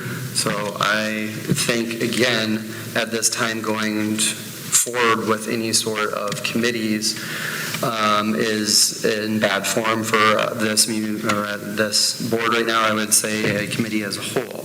So I would therefore want to have these conversations and these reviews with the entire board, not just a committee. okay, are you offering an amendment to that motion? Yes, that All right, is. what is the amendment to the motion, please? My amendment to the motion is to discontinue current committee assignments. And Hold on. Would that fall underneath this or another discussion? That's a different discussion. Yep. I'm asking for your specific amendment to the motion that we have on the floor. So the motion that we have on the floor is to add PO 8805, flags and displays, in there, as well as the language or other recommendations to the end of this statement.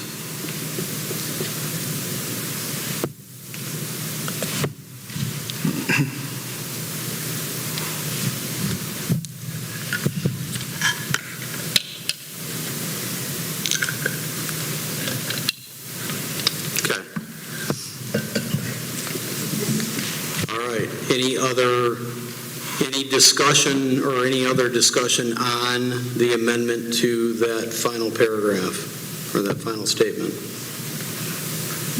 Sounded good. Would you like me to read it again? So the motion is to change that wording on the final paragraph to, and be it further resolved, policy number P00131.1, bylaws and policies, and P08805, flags and displays, shall be sent to the Policy and Handbook Committee for language to include the requirement for the approval of the first reading, second reading, and final majority vote, or other recommendations. Okay. Any further discussion on that language? In favor of adopting that language into this resolution, please say aye. Aye. Opposed, say nay. Nay. Okay, so we've got a couple nays, so I want to go through and do a roll call. Stephanie, if I can start with you, please. Nay. Rob? Nay. Rich? Aye. I'm an aye. Aye. Okay, so that language is changed to that final paragraph. All right, so that brings us back to the main motion of this resolution as it's amended. Any further further discussion on this resolution? Can I make an amendment to the amendment? The amendment has already been passed, so now we're back at the main motion of this resolution with the changed language. That's where we're at. So if you would like to make another amendment, you may. I make another amendment that we change the language away from the Policy and Handbook Committee to committee as a whole, including all board members. Okay, so the motion is to change the Policy and Handbook Committee to Committee of the Whole. Yes. Okay. Is there a second? Second. Okay, so we have a first and a second.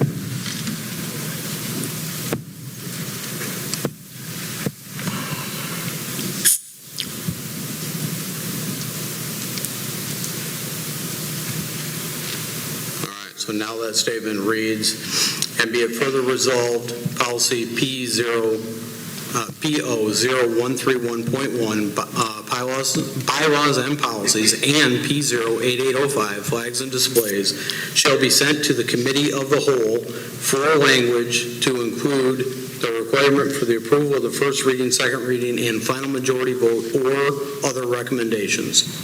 Is that accurate? That is accurate. Okay. Any discussion on that amendment? I, again, just want to stress that with the current climate of this district and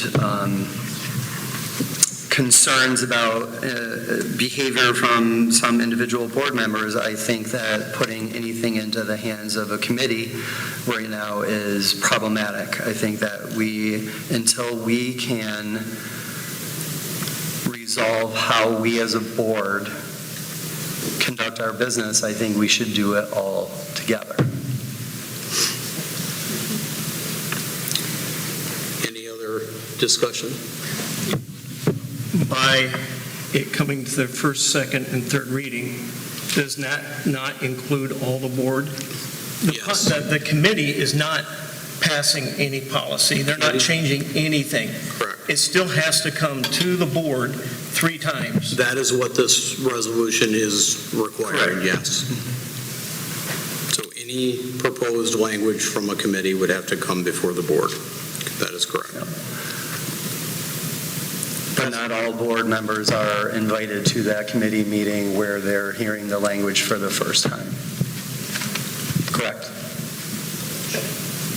Any board member can attend a committee as a... I understand as a 10, but what I'm saying is that wouldn't it be more prudent to have it be the whole board from the very beginning? Well, it would be. I mean, if the committee meets, then it's brought before the board one time. It's brought before the board a second time because it goes back to the committee, comes back to the board, comes back to the committee, comes back to the board. So we as a board as a whole still are going to be reviewing it 3 times, correct?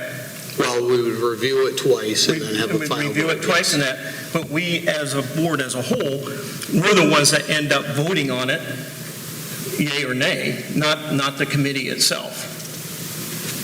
I do see where Rob, though, is coming from, because a while back, we did do committee as a whole, especially once the board went through a lot of changes. We did it to get a baseline on all the committees. Do you remember that, Rob? I do, yes. We spent an evening after a monthly board meeting, and every department was represented there when we went through everything, so we were all on the same playing field, essentially. Yep. Then from there, then we did split up.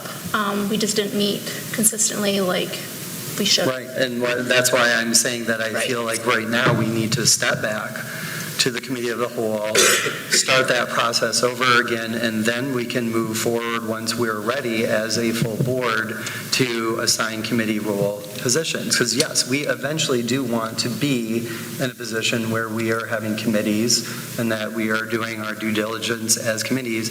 I'm not seeing evidence of that happening right now. So what I would like to see is for us as a whole to start that process, and this is a big one to talk about as a whole. I'm not saying that your committee is voting on it.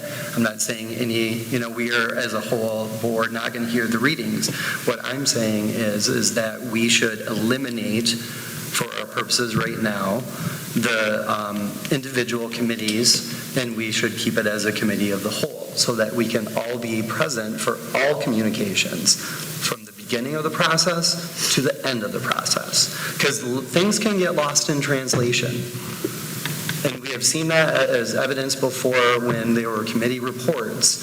And, we don't have a formal system of taking notes or sharing transcripts. So I think that in order to eliminate any concern from us as the board or any of our community members about what is going on within those individual committees, we should eliminate them or put them on hold or decide at a time to readjust them maybe at the beginning of the year in 2023 or 2024. Right now, to me, the committees are not a functioning committee that are doing the work that's in the best interest of our district. How does that affect the quorum? If we're all there, now we have to... Well, it's a public meeting. It's still a public meeting, Right. just like a committee meeting is. Yeah. The only difference is that a committee of the whole, the board can actually take action. They can vote on something and approve something where they can't do that in a committee meeting because Right. there is no quorum. So that is really the difference. Yeah. And I mean, that is basically the difference, but it's a little more nuanced than that. Any other discussion on this motion to amend? No. All right, so that statement now reads again. And be it further resolved, policy PO 0131.1, bylaws and policies, and PO 8805, flags and displays, shall be sent to the committee of the whole for language to include the requirement and approval of the first reading, second reading, and final majority vote or other recommendations. All right, so with that, let's hold a vote on that one. All in favor of that, say aye. Aye. Opposed, say nay. I'm saying nay. So everybody says aye, but I did. All right. So that amends that resolution. Now we're back at the entire resolution. Is there any other discussion? Are we sure about the use of the language or the word terminology guidelines? As I've mentioned, that does contradict a bylaw that we already currently have in place. Are we putting ourselves in a position where we will be scrutinized over not, again, following the procedures of when you change or alter or suspend a bylaw with giving proper notice and then coming back to it within the next month? All we're doing here is affirming that they were adopted. That's all we're doing.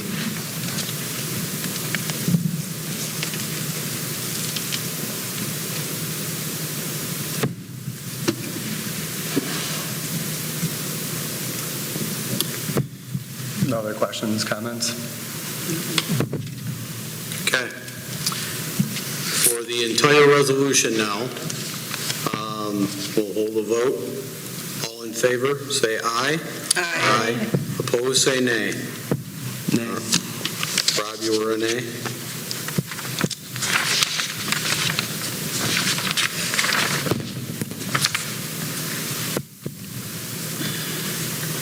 All right, so that motion passes, or that resolution passes.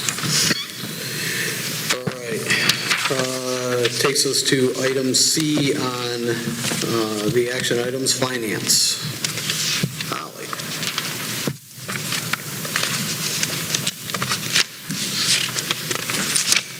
Anything specific to share? just a treasury report. It's basically for August and September. Balance was 2.2 million.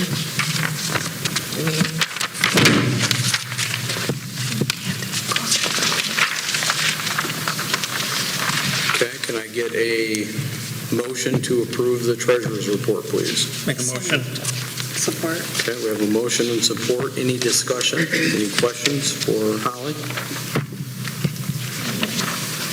I'm sorry, Holly, I couldn't hear you down here. Can you just repeat what you had said? As of September, our remaining balance was 2.2 million. We paid off our state aid of 1.2 million. We'll have another 1.2 million that we'll have to borrow this month.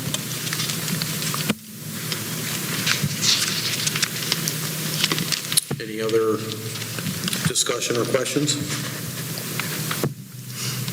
Okay, seeing none.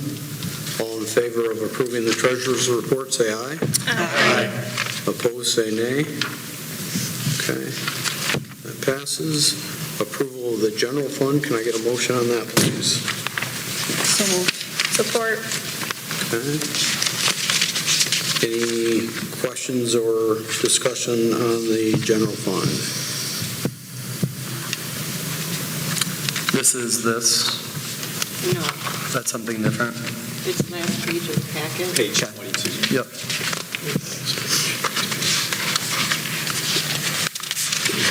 Yeah.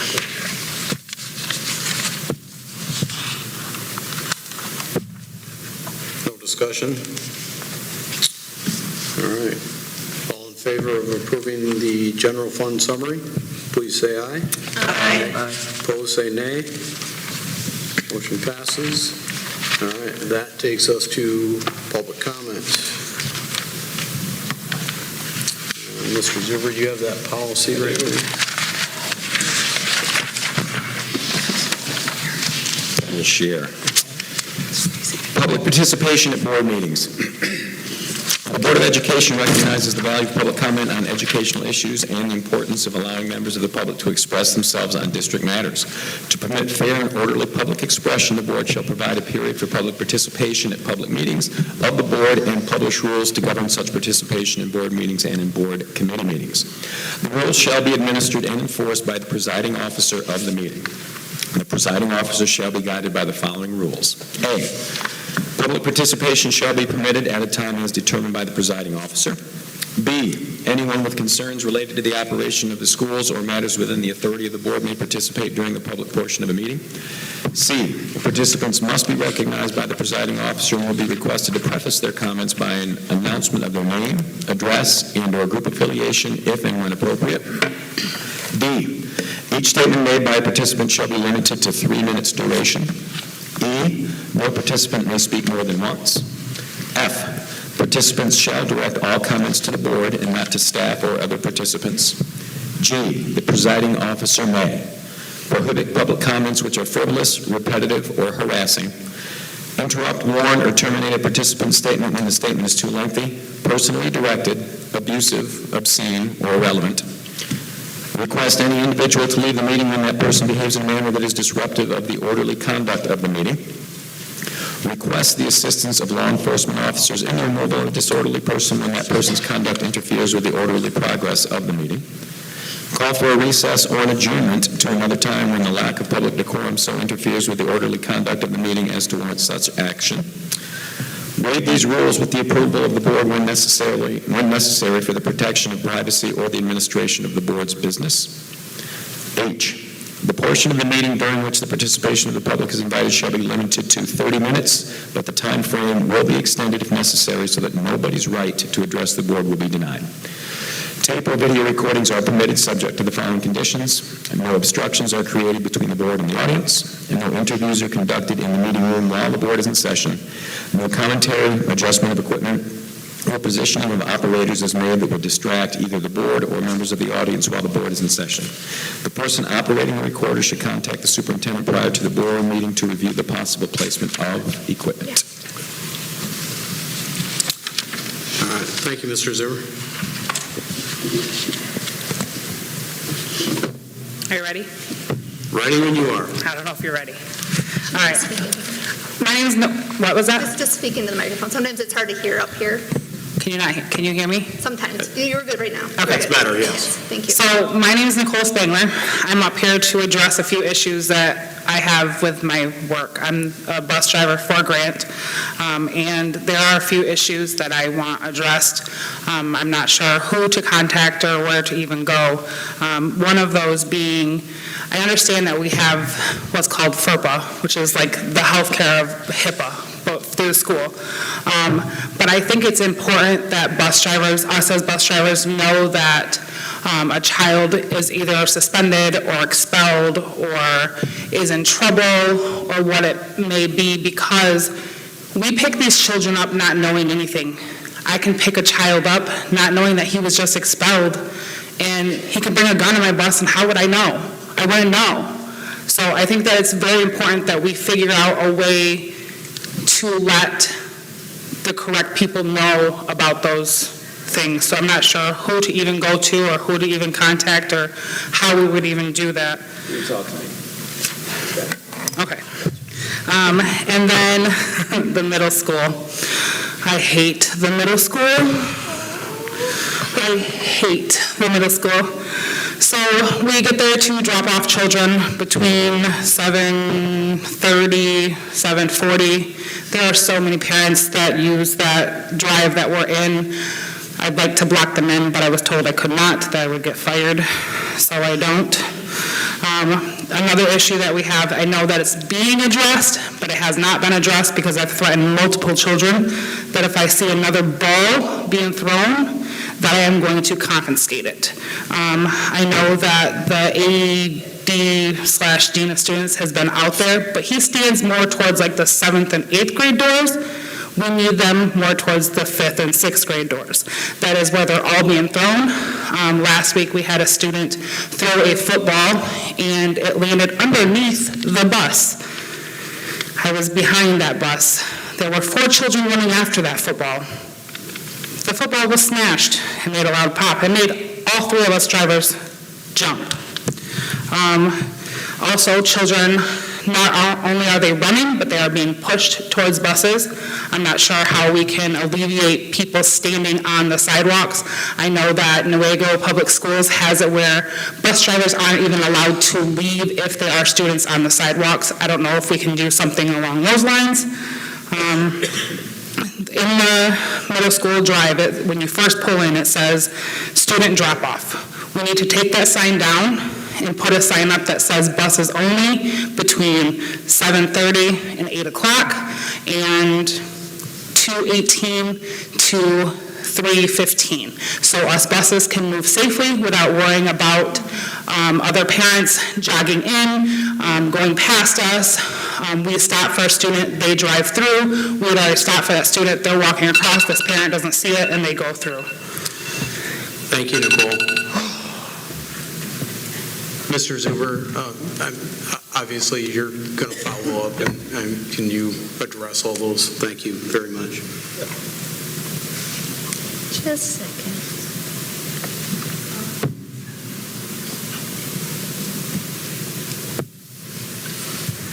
Okay, while you guys were having, can you hear me? While you guys were having your conversation, it sounded like you were kind of keeping secrets from us. It made me a little nervous, so I started looking up, like this flag thing. Is that proposal 8805 that you guys are talking about? Because if it is, and you guys do approve that, almost every single sign in our whole entire school district comes down. And I know that it's because, I mean, it's this all tied into, I started looking at resolutions too, because I'm like, okay, so what resolution are we talking about? So the resolutions, there's a whole bunch of them, but there's one that's pretty recent. And I know I feel like I'm talking about it right now too, but I know you guys know what I'm talking about.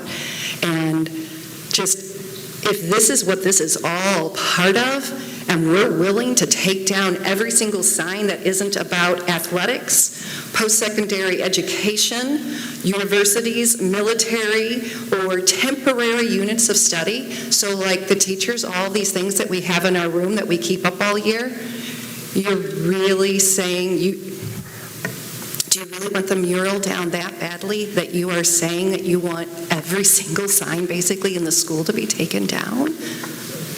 I don't know. Talk to me. This is still my time, my 3 minutes. Is that what you're telling me? Okay. Thanks. Thank you, Mrs. Gressel.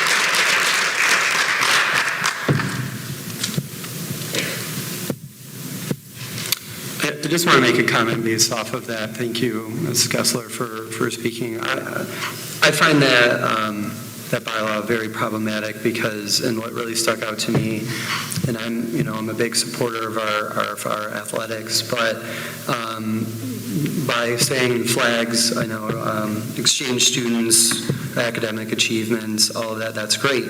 But then just singling out athletics, we're a district that has more than athletics here that we recognize.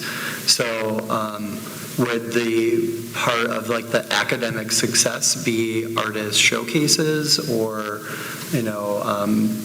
advertisements for the play that the students are doing? There's a lot of there are a lot of things that get celebrated during, at all of our school buildings that don't fall under one of those, few criteria. So that is a big concern of mine as well about that specific language and the interpretation of it, which is also why I struggle a little bit with the Neola policies and would like to look at other options in the future, because I think there is a lot of vague and confusing language with the Neola policies. Brett, could I have you? Excuse me. Ken, do you want to comment a little bit more on that? Because I know in the language in that policy, it does state permanently fixed. I'll address that when we get to discussion. Okay. I don't want to disrupt the public fair enough. comment time. The discussion item. Yep. Okay. There's one for Just you to as let the person that come up, we'll discuss that later. Okay.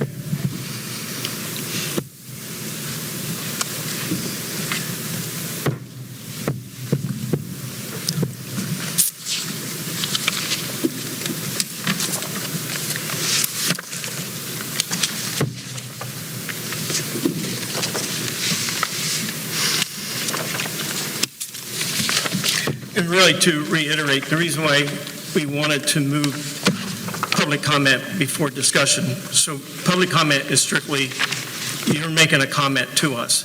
Then under the discussion item, that allows us as a board then to address those items, okay? Just to let you know, so just let you know that we're not ignoring what you're asking, we're moving it into the, under discussion. That's why we moved it that way, okay? We good? You ready? Go ahead, Lindsay. Lindsay Malish, 6704 East 112th Street, Howard City. First, I want to start off by saying thank you to Ken, Rob, and Stephanie for meeting with me in person to discuss my concerns about bylaws and the adoption of our bylaws and school policies. I also want to acknowledge and thank Rachel and Richard for responding back to my email on that request and concerns. In that email, I did state, and I just want to state it to you again, I believe the board has every right and authority to put a policy in place to govern flags and displays within our school district. Although I don't agree with the way the current policy reads, I appreciate you taking the time to discuss it and look at it in future. When I met with you, I did, and I may have expressed this in email as well, I said that I wanted to do my part to make sure I clearly communicated to you my requests of what I'm looking for. And that's what I just want to quickly do this evening. Brett handed you out a packet, and on that front sheet, it expresses two of my requests that I would like you to look into further.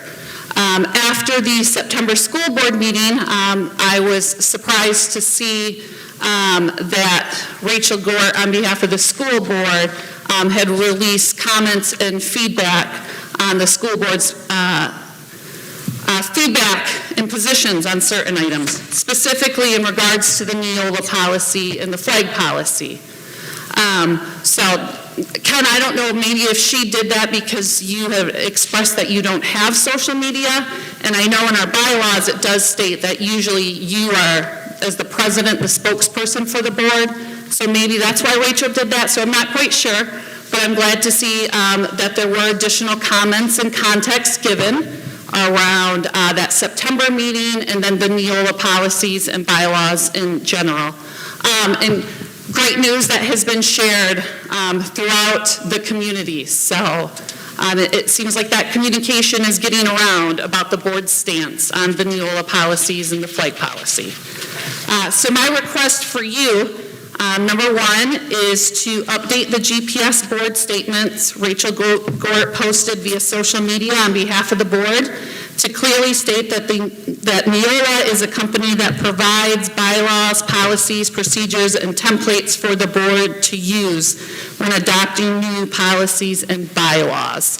So I don't think that the board's communication that Rachel posted on behalf of you clearly stated that Neola just gives us templates and then you still have the authority to vote and approve on and then my other request is that the board updates the statement Rachel Gort posted via social media on behalf of the board to provide an update on the date when bylaw 8805 was either approved or resolved. Thank you, Lindsay. Thank you.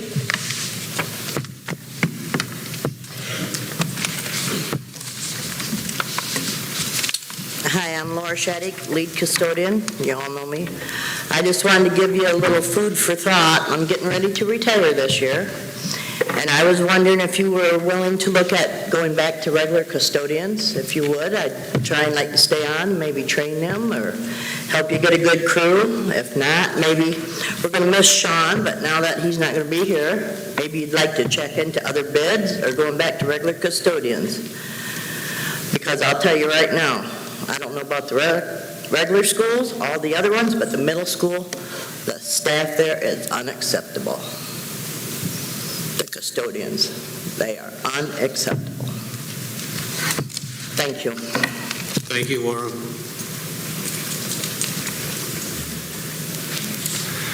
Brad, can I ask a quick question on that? I don't remember, so refresh my memory, I guess, if we have, is our custodial service something that we do, like a review and then a recommendation and approval on an annual basis, or is it like an extended contract?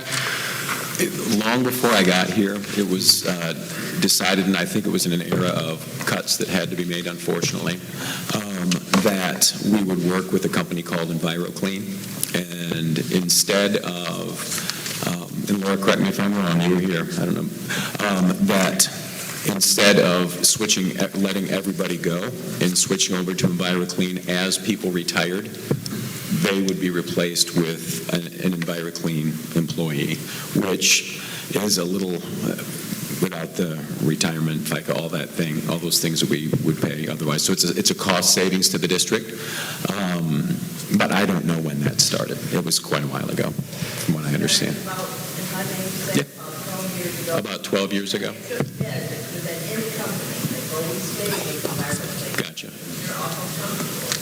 And the retirement is completely different for the school. Gotcha.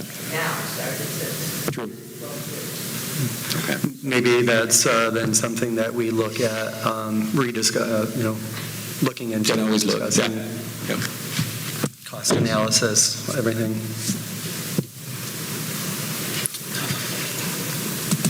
Go ahead, Tracy. Okay. Tracy Hargraves. I'm going to hit on a couple points here. I wasn't going to speak tonight, but since only Rob answered my question on my email on the board policy for the flags, and Mrs. Gessler just brought it up too, according to the way that that policy reads, and as I spoke to you guys in the email, that means all sponsorship flags have to be taken down, all artwork off the walls, every drawing on the wall, every piece of art. If you guys read that and you just approve that, hope you realize that. You just approve that everything except for those specific items has to come off the building. That includes what the sponsors paid for the football players, the whole 9 yards. All the kids' artwork. And you guys just approved that. Congratulations. Also, we keep, Lindsay spoke about the social media post to Mrs. Gort, which is against your guys' bylaws, by the way. Is that your guys' stance on what is going on? Is that the board's comment as to all the questions that have been asked? Because she's placed out there as a board member, which she's not supposed to do. Because if it is, she approved that, or she stated that that was approved before today, because that's never been approved. That bylaw was never approved, or that policy was never approved until today, what you just did. So she's sending out false information on her social media. And that reflects badly on you guys as a board. Also, Ms. Gort, when you're going to go through and use my personal information, which is great because I am transparent, use every picture you want, but when you go through and use only my LGBTQIA+ information to try to discredit me and defamate me, it makes you look bad. Your homophobia is showing. I'm going to tell you right now, I am proud to be an ally. And if you want to use that, I'd give you a whole number of pictures of me at Pride and the whole 9 yards. If you want them. Drag shows, whatever you want, I'll send them. My page is open. If you want to run your mouth about me on social media, at least give me the option to comment. Because you can comment on my page all you want, you just don't. If you thought you're going to hurt me in this town because I'm an ally and because I include people and I don't hate people for who they are, you're an elected official. You are supposed to be inclusive to every child in this school. And you're not doing your job. You made yourself look terrible using just the LGBTQIA+ stuff. I hope you realize that. It may work with your little circle, but it doesn't work for inclusivity when you are an educator or when you are in an educational board like you are. You should be ashamed of yourself. I understand you have your own religious views, but you are here for all of the kids. And you're not doing your job. You really aren't. You started this witch hunt, which we've gotten in some FOIA emails, the witch hunt. You started this with your homophobic stuff in October on your text, and you're still doing it today. And by the way, your bylaw says 5 minutes on the books, so I can go for 5 minutes if you really want me to. Thank you, Tracy. I can stand it for another 2. Tracy, your time has expired. 5 minutes. Tracy, your time has expired. It hasn't, though. Your bylaw says 5 minutes. Tracy, your time has expired. Does it not say 5 minutes in the book? Tracy, do I need to ask you to leave? No, but you're going against your bylaws again. No, we are not. You are. The book, your bylaws and policy says 5 minutes. Thank you, Tracy. Your time has expired. Thank you. You're just proving yourself again. You're not going by your own bylaws and laws. Shady.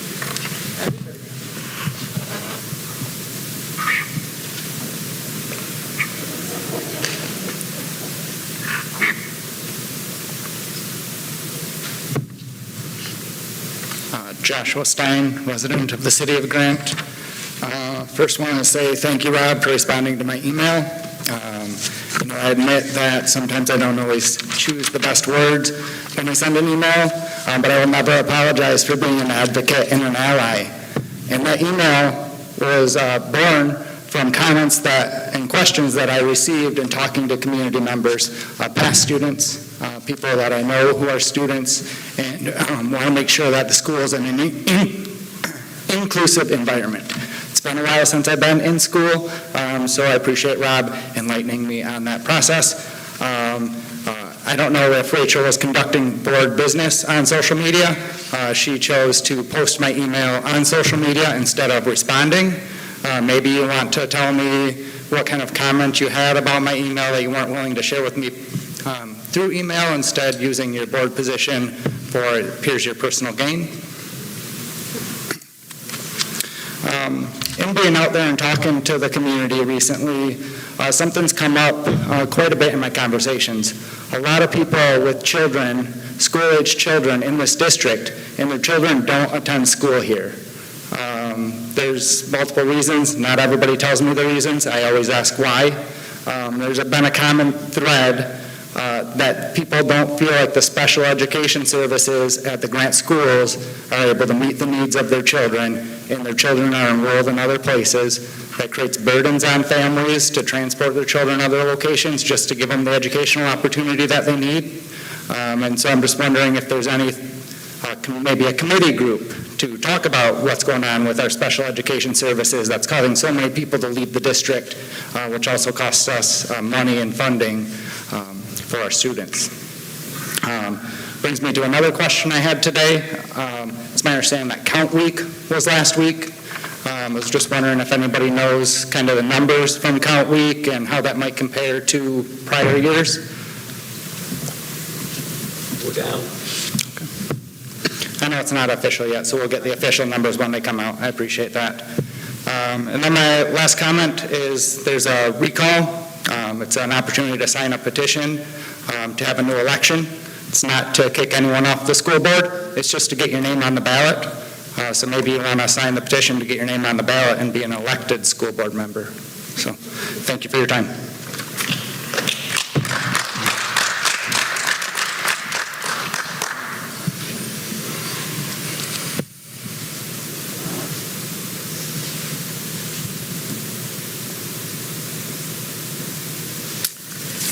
Hello, Becca Bob, Grant Township resident. I was taught when writing or speaking a rebuttal for an argumentative response, you, 1, stick to the point and use any fact that contradicts the argument. 2, point out flaws or errors in the counter-argument. 3, don't be vague, be concise with the rebuttal. 4, don't make it personal, stick to the facts. Although I will be mentioning names, I'm not going to make this personal. On September 14th, Rachel finally made a statement and posted it to her personal Facebook page that is set public, and it was quickly shown to the masses. I have decided to show the inconsistency and the hypocrisy of that statement. The first paragraph, you wrote, they feel they will always know the facts, and no matter what I say, I will always be wrong.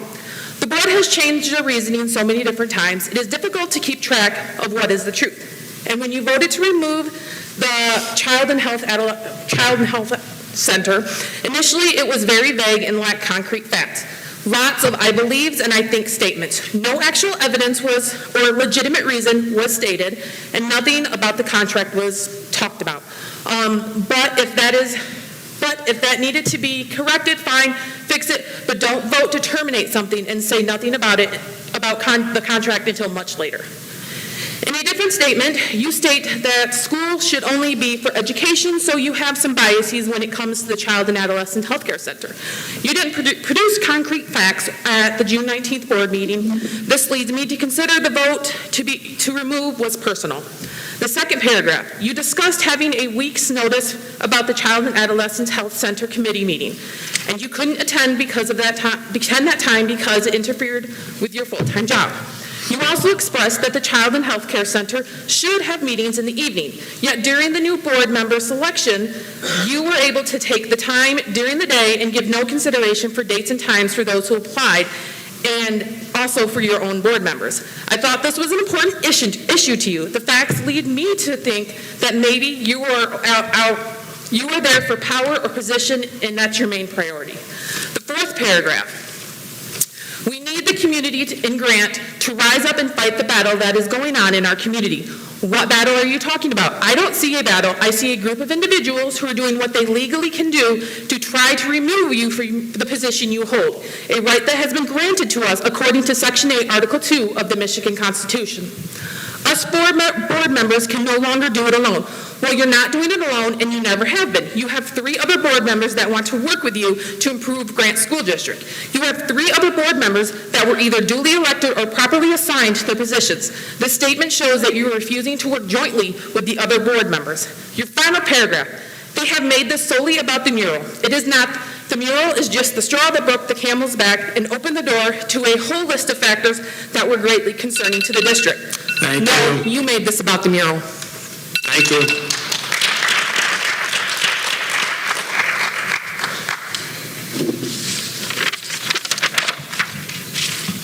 Any other comments?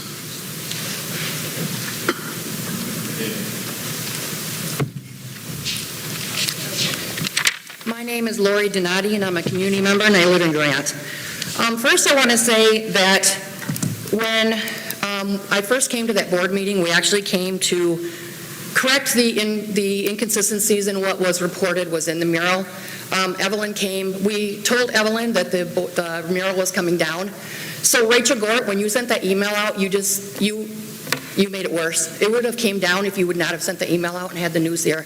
I hope you realize that. The whole thing was because of that email that you sent out inappropriately and had people come to fight a battle that didn't need to be fought.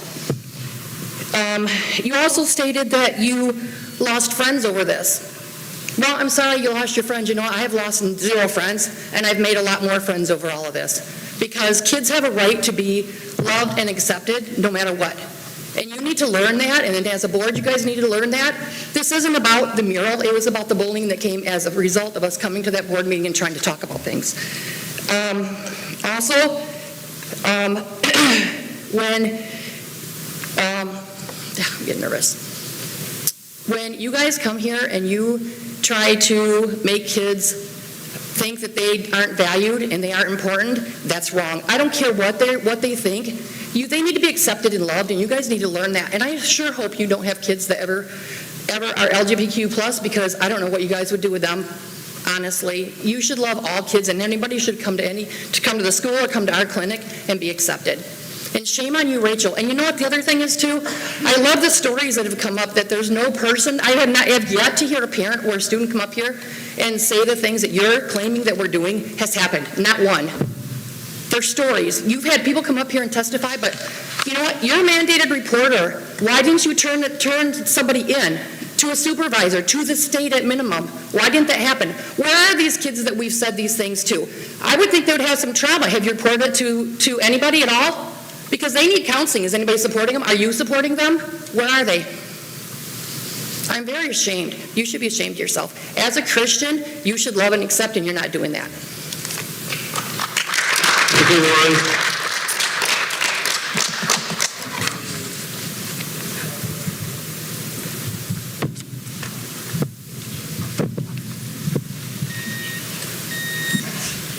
Leah Turner Grant, finishing for Becca Bob. When the removal of the mural was brought in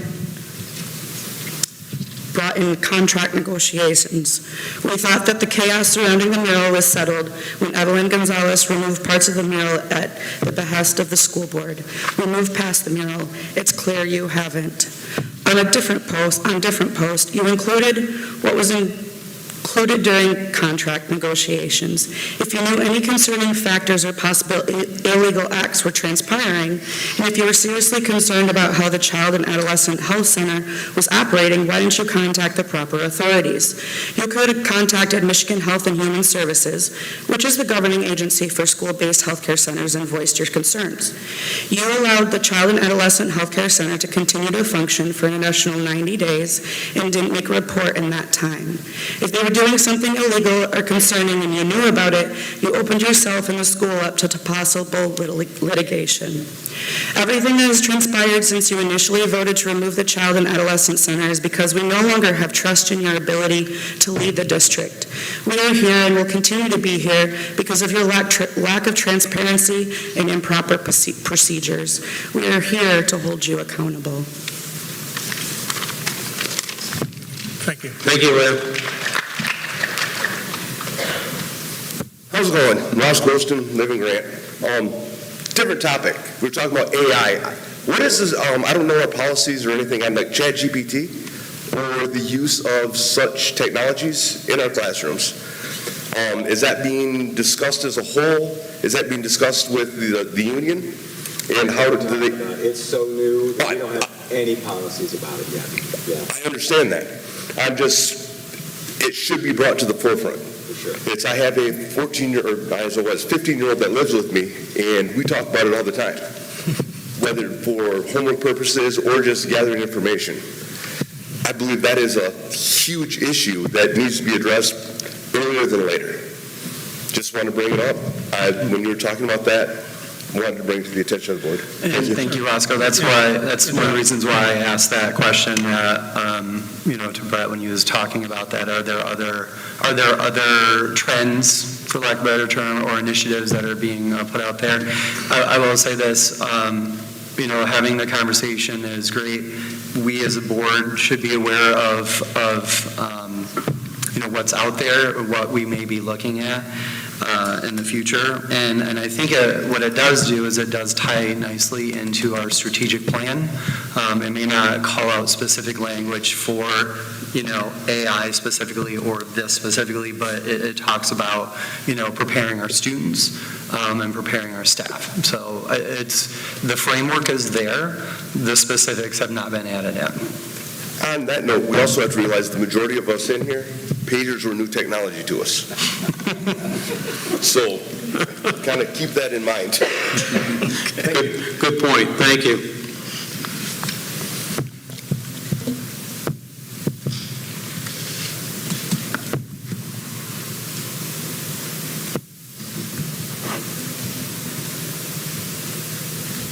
I'll try to keep this short because I think I'm last and we all want to get out of here. Mike Maximchuk, I'm the GEA president. I think last time I spoke I was erroneously referred to as the GESPA, so I'm the teachers union president. First off, the audit results from tonight, I think that's awesome that the fund balance has gone up. I think that stands to show the hard work of the admin team between the principals, shifting some positions around, looking at the ESSER funds and any other grants to help with that bottom line. With that being said, we're down some students this year. And while the fund balance has gone up, has there been a discussion yet? How are we going to fix the budget? Because I don't think we're going to have a balanced budget at the end of the day. And this is now where it starts to play into the GEA's position, because we're going to have to negotiate in a year. And if that fund balance keeps going down, that's going to make it harder for us. So that's one thing. The other thing I want to ask about is, and we've heard it several times, the policy 8805, the flag policy. I'll be honest, I had not read it till this evening, sitting in the audience, and what's online. And the way it's worded, it is very vague, and it does not say permanently affixed. I did double check after you said that, Mr. Vance. It just says affixed, per the policy that's online. So I guess my question is what do we do for teachers? Because I trust these administrators to do what's right for our teachers, and I don't think they're going to come after any teacher tomorrow for having a poster on the wall. However, we also got our contracts today, and I signed it, and I think it's number 15 bullet point. It says all teachers will apply and adhere to all board policies. Well, since that was just approved, I'll be the first one to tell you, I'm in violation of policy 8805 because I've got stuff on my walls. So I think the next thing on your agenda is a discussion. And I think there needs to be discussion on how you're going to apply that, especially if I have a teacher who, and I don't think these administrators would do it, but per the policy and per the contracts we just signed, they're now in violation of our contracts. So that's what I've got, and if you have any questions, I'd be glad to have that discussion with you guys, but that's something we need to think about. Thank you. Thank you. Thank you. Any other comments? Okay. That takes us to discussion items. Anybody? I would like to touch base on that and bring clarity to the situation as a whole. Just being that, for one, that was a resolution that we believed was passed back in, November, Kim? That was passed? So that had absolutely nothing to do with the mural.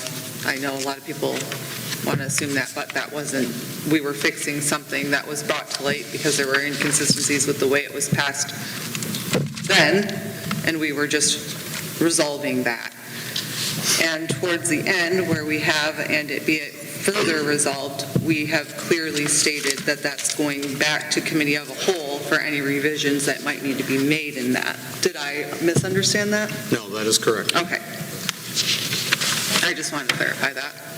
Yeah, so I would echo that, the 8805, it is the focus of review at this point. Yes. So, I mean, I would not expect anything to come down at this point, and we as a whole, we review that and we decide, what needs to happen with that policy. Do we reject that policy wholly, or do we amend that language, whatever it is?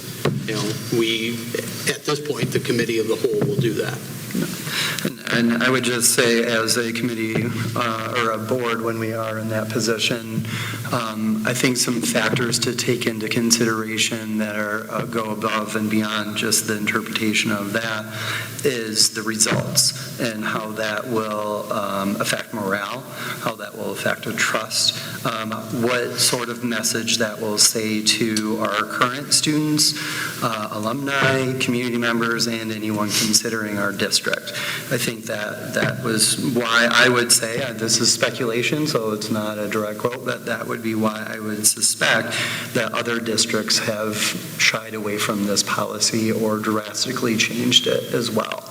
So I wanted to say that to keep in mind when we get to that point.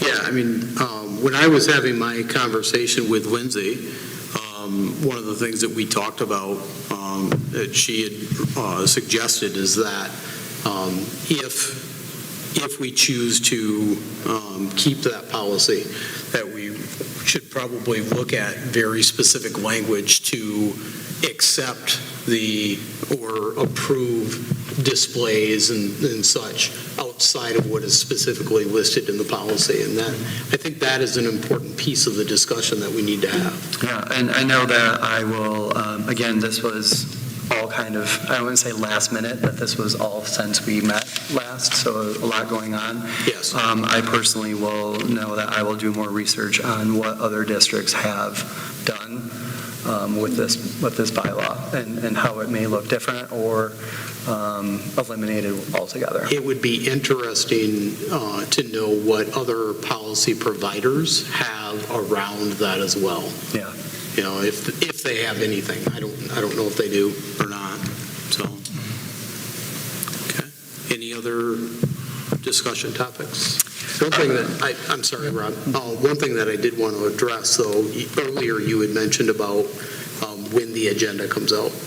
Yes. And currently, our policy states that it needs to come out 3 days, not business days, but 3 days before the board meeting. So if we want to change that expectation, I think that is something else that we should look at. Yes. And fully understand what that means for Mr. Zuver and for Kim to be able to put that out earlier than what they currently already do. But right now, I mean, they are following our current policy and getting that out. So. And I'm not questioning, that. I'm just, I'm hearing the concerns and the frustrations from community members and then my own, with a allotted amount of time, to review our agenda. So that's not an indictment on anyone. That is a opportunity, I think, to look at making positive changes that will help with the communication process and the transparency. And, whether that's a start of the conversation that it's 3 business days versus 3 days. I don't know. And I think that I would like that or appreciate that being a discussion with administration, with all the parties that need to supplement this information, financial reports, all that. But in my thinking is it may be a little bit tough the first month, but then you just up the calendar and it just becomes a part of the routine. So maybe that is also on our end and our staff's end and getting information that they want to share a little bit sooner. But I think that the end result will be more beneficial to everyone in our community. Is it, one thing to think about is if it's out like on Wednesday, but final revision on Friday, so that gives us as a board, that gives us a couple days to look at it, and if we have to come back to you, communicate back and forth, maybe some changes or something we have to add to it, but then at least allow a period of time there for an adjustment before it goes out before the public. Yeah, That would probably be helpful. That's what I'm Yeah. saying, and we can again discuss the specifics of the language, but if it were to be finalized, any discussion, back and forth additions, amendments, or changing in language, if we had it done by, still during business hours on Friday, when staff is still here, when, that could be potentially put onto our website, then the community has, the entire weekend and Monday to look at it versus when they walk into the door. Sorry, I cut you off there. Didn't intend to, but you were about to say something else. Yeah, I mean, if anybody else had comments, for discussion, I didn't want to cut anybody off either, but. I'm just going to follow up on, Brett, there were some comments made about the special needs and the custodial care. Is there a way what would be the best way for us to look into that, do a review, or what's your suggestion? Yeah, we work closely with our RISA as well, and it's ironic, and I understand everybody's got opinions. We actually receive a lot of students whose parents say the reason we're bringing our children here is because we hear the wonderful care Grant provides. So there's going to be opinions about everything. But yeah, we can definitely look into that and see. And I'll have to think. I'll have to think of the best way to do that, for sure. Yeah, I personally, I'm a little bit biased. My wife works in that portion of the school, right? And I think from what I know happens, I think that our special needs program is top notch. It's pretty strong. Honestly. And we've got there's always room, but. Yep, absolutely. We can always get better at whatever we're trying to do.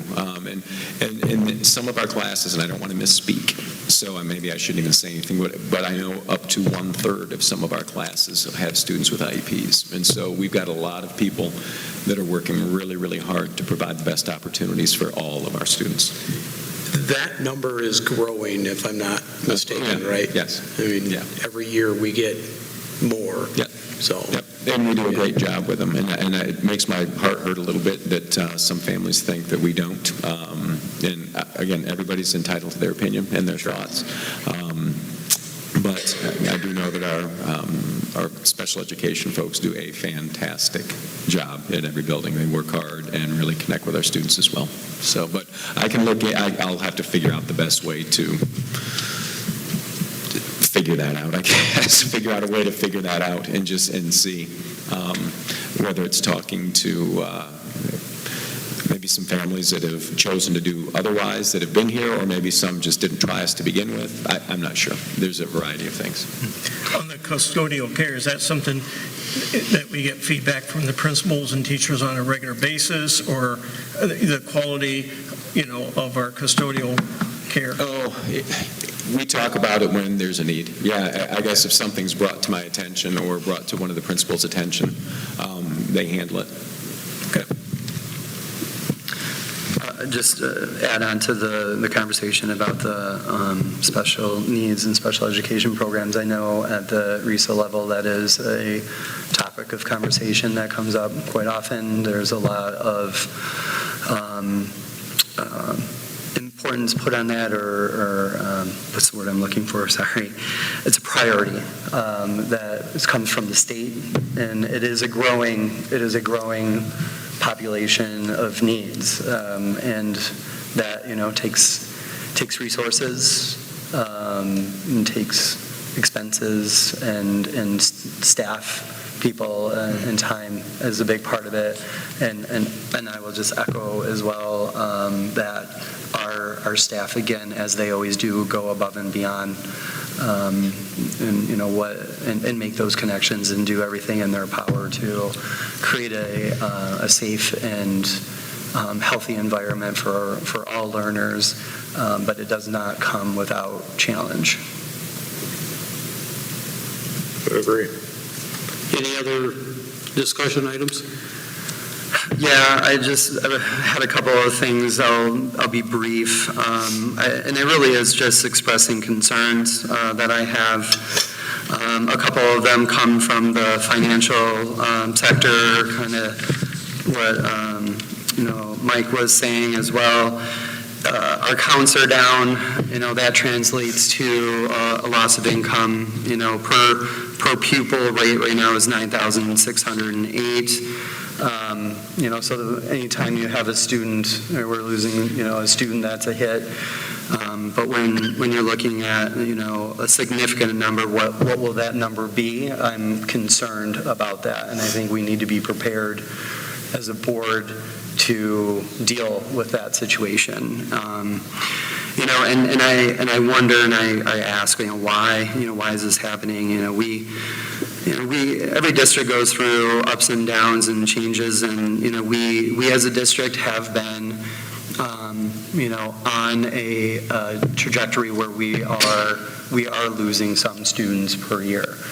And that's unfortunate, and you can look back at what's been going on, and I think that part of that will go to previous leadership in this capacity, from the superintendent, down to board decision making. The economy has been a big part of that. You throw in 2008 with a recession, the challenges of a rural environment. I would just flat out say it, the lack of infrastructure in our community to sustain growth, significant growth. Whereas you look at our neighbors to the north and south, I drive both directions quite often, and there's a lot of building going on around us, but not necessarily here. And I know that people will say it's test scores and it's failing scores, but the state of Michigan has struggled with test scores as a whole. We as a county have struggled as a whole. And we as a district have been at the top or near the top in the close second place in our county when it comes to all the benchmarks, when it comes to academic success. Again, I'm not saying it's perfect, but I get frustrated with it's because we have low test scores. Well, that's not uncommon, and you throw in the, COVID, learning loss, and then just the temperature of the political and emotional climate that has been the world over the last, several years, and it is a struggle. But I want to commend all of our staff, everyone out here and all those that aren't here, for doing everything in their power to make sure that the students coming through this district are successful. And I look at a perfect example of the graduating class from last year. That was a group that was freshmen, or were freshmen, when the world shut down, and their freshman year was cut short. And then that sophomore year was a big learning curve, whether it was full remote, hybrid, masks, no masks. There was a lot going on. I remember being at the board, my first board meetings, and hearing all the comments about just the state of the affairs of the world, and who's taking the brunt end of that? Kids, and students. So we as a district are doing everything in our capabilities, and yet the trends are still there. So what are we going to do as a community? What are we going to do as a board to reverse that trend? And I think that is being demonstrated in small incremental steps, some bigger and some smaller. But I would recommend that we embrace those and we really look at how we can be an impactful 21st century education system. I also look at additional concerns, and that is with our mounting legal fees. We all got statements, and looking through those statements, what really stood out to me is, other than what I would call self-inflicted wounds, we had maybe about $2, $3, maybe up to $5,000 worth of legal fees since June. That was audit related. That was, some questions and meetings and conversations about different committees. Everything else was related to self-inflicted wounds or overreach by what I feel has been, members of this board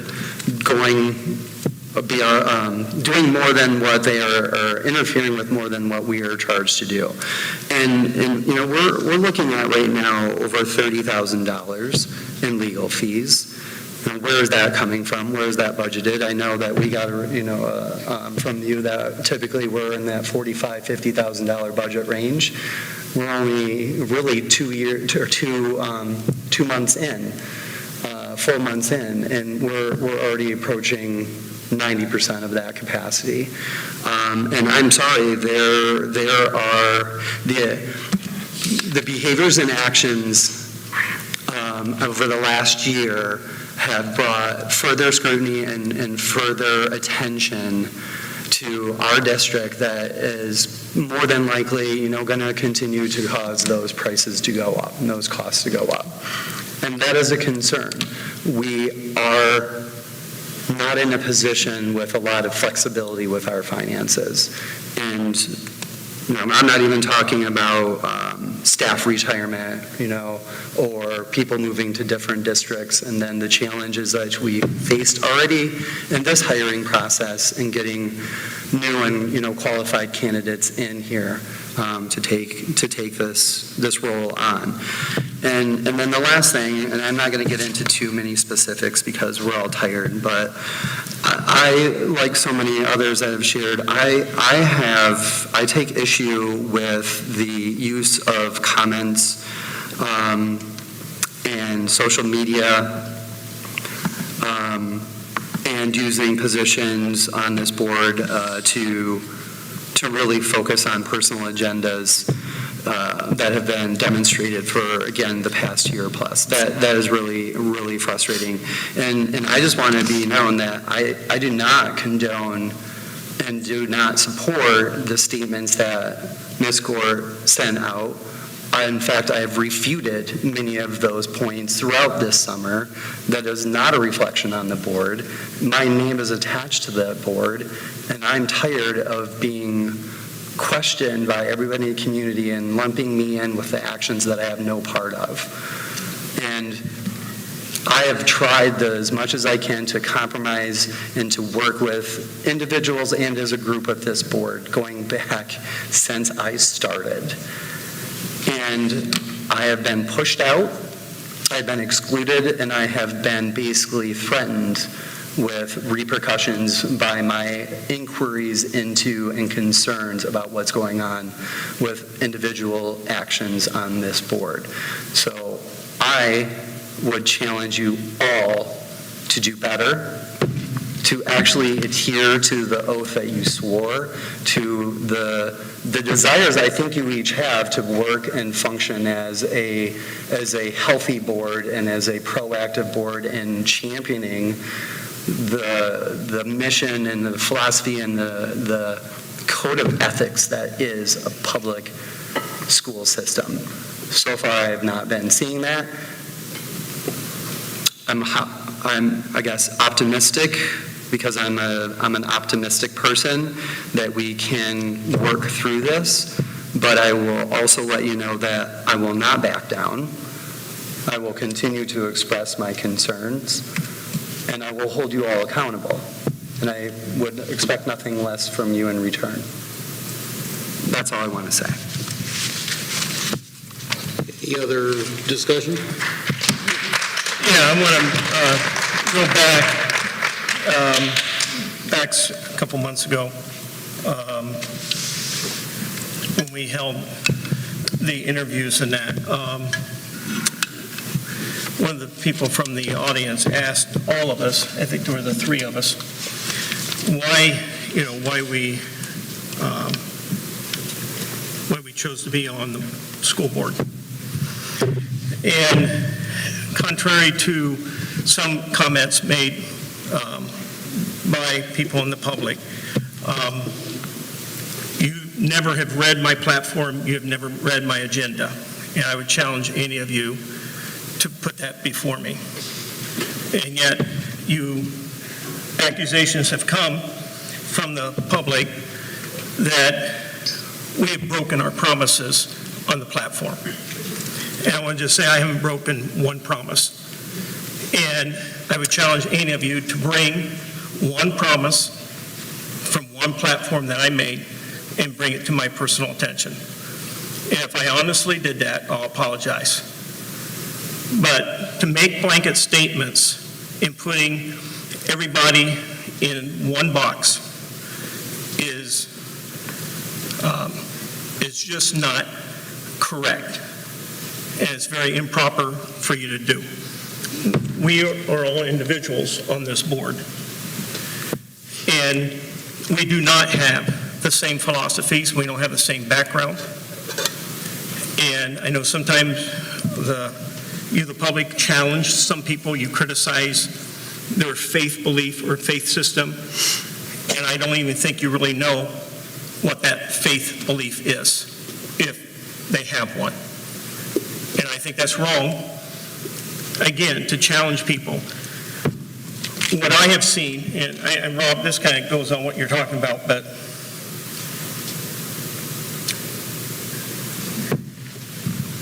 parents have brought before the board and before our superintendent about children who are bullies.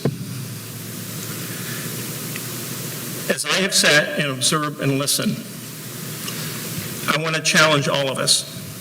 If every student of the school sat in here and listened to how adults have talked, acted, the verbiage they have used, would they know the difference between what a civil conversation is and what a bully is? Well, Richard, real quick. Wait a minute, Rob. This is my time. I'm talking. And so I just challenge us as a community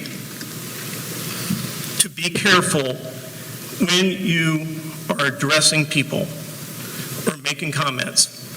Please make sure your facts are right. Please make sure what you're saying lines up with the way you want your children to talk to other people. There is a principle there. We tell our kids what to do, but we fail as adults sometimes to act and speak in a manner that would be appropriate for them to follow. When I was asked that question, I said this: 2 reasons why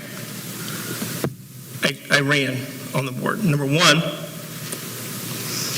I was very concerned that over 19 years in our school district, we've had a continual decline in enrollment. At this present time, we have almost 1,000 kids less than what we did 19 years ago. Over those 19 years, we have dropped approximately 2%, plus or minus, every year except for 2 years. Now, that's an alarming fact to me. That goes back 1 year after we built this center. We started in a continual decline. During that time also, the other reason I ran is because the question was, why can we not pass a millage? And I have not heard for 3 years, I've attended these meetings even before I was on the board. I have not heard us as a community to address those 2 factors. And as we may get into heated discussions about other things, meanwhile, we continue to see a decline. Now, as a businessman, if I saw my company in a 19-year slump, that's going to raise a lot of concerns. Big concerns. When I live in a state that is 27th out of 50th in the quality of education, I have a big concern. And when we talk about putting kids first, education is the primary focus. But at the same time, we have to find a way to sustain our infrastructure and find a way to keep students within the school system. That's a discussion that we need to be all talking about. And we've got to focus on the primary things. And so as we move forward, this year, I think we really seriously better focus in and see why are we in a continued decline of 19 years. It's not a one-year situation. It's not one problem situation. And so we need to discuss that. And in spite that the state of Michigan is 27 out of 50 in the union, how can we increase our quality of education? Those are the two factors that we seriously need to look at, and we need to come together on. We have great teachers, we have great administrators to be able to sit down, and that's where we need to sit down and hash it out and come up with a plan. You want us to listen. I want to hear from the community why. There again, you're jumping to conclusions. Why don't we ask those who do not come to this school why? Why don't we ask those who have discontinued why? And then come back, people. It's a multitude of situations. This is where I'm saying that we need to look at that and sit down and discuss it and come up with a plan. Have you, in your time here, asked any of those questions and gotten that information or done research with our educators and our administrators who have been here? They will probably give you a pretty good perspective of what has been going on the last 20 years. Sure. Have you? Okay, well, what I'm stating I'm asking a question. My concern is when I listen to people in the public of why, because we are here to serve them. If they don't want to come, we need to know why they don't want to come. If teachers and administrators want to give us, if they've heard the reason why, then great. Then that needs to come to us. That needs to come to the board. And that's why I'm just saying we need to move forward. Well, I will say this. I will say this, that threatening to remove free health care for nearly 700 students does not necessarily endear everyone to that you are making the best decisions for students in this district. That comes across more as a threat. That comes across more as a threat than helping. You do realize I have been sitting on this board since January 2021, so I've been present at these meetings and have seen your platform in action firsthand. And maybe your platform just isn't the appropriate platform for a public school. I would like to make it a reminder that past presidents were also having issues that I have proof of. So we walked into issues that needed to be revised. What issues? Where? Issues with the teen health center. Okay? There was already issues that I walked into with past presidents. I would love to see this documentation. I will show you again. Okay. Because I think they brought that. Well,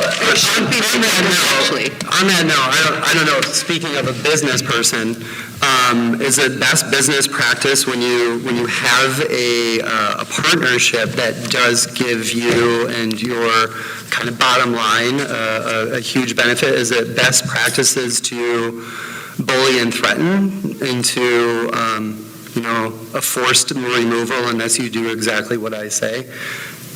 Perception matters, conversations matter, you're absolutely right. And are you saying that I bullied someone into that? I'm saying the very fact that you would unannounced terminate a contract. I'm saying there are more than one party. The one party that shows up isn't listening to the other party that's not speaking, but is clearly saying. Then that other party should actually be more upfront and share. Let's ignore the other side. And only one side matters. There's two others. All right, we're not here to argue. Is there any other discussion that we need to have? All right. I would entertain a motion to adjourn. I make that motion. Is there a second? Support. All in favor of adjourning, say aye. Aye. Opposed, say nay. Meeting adjourned.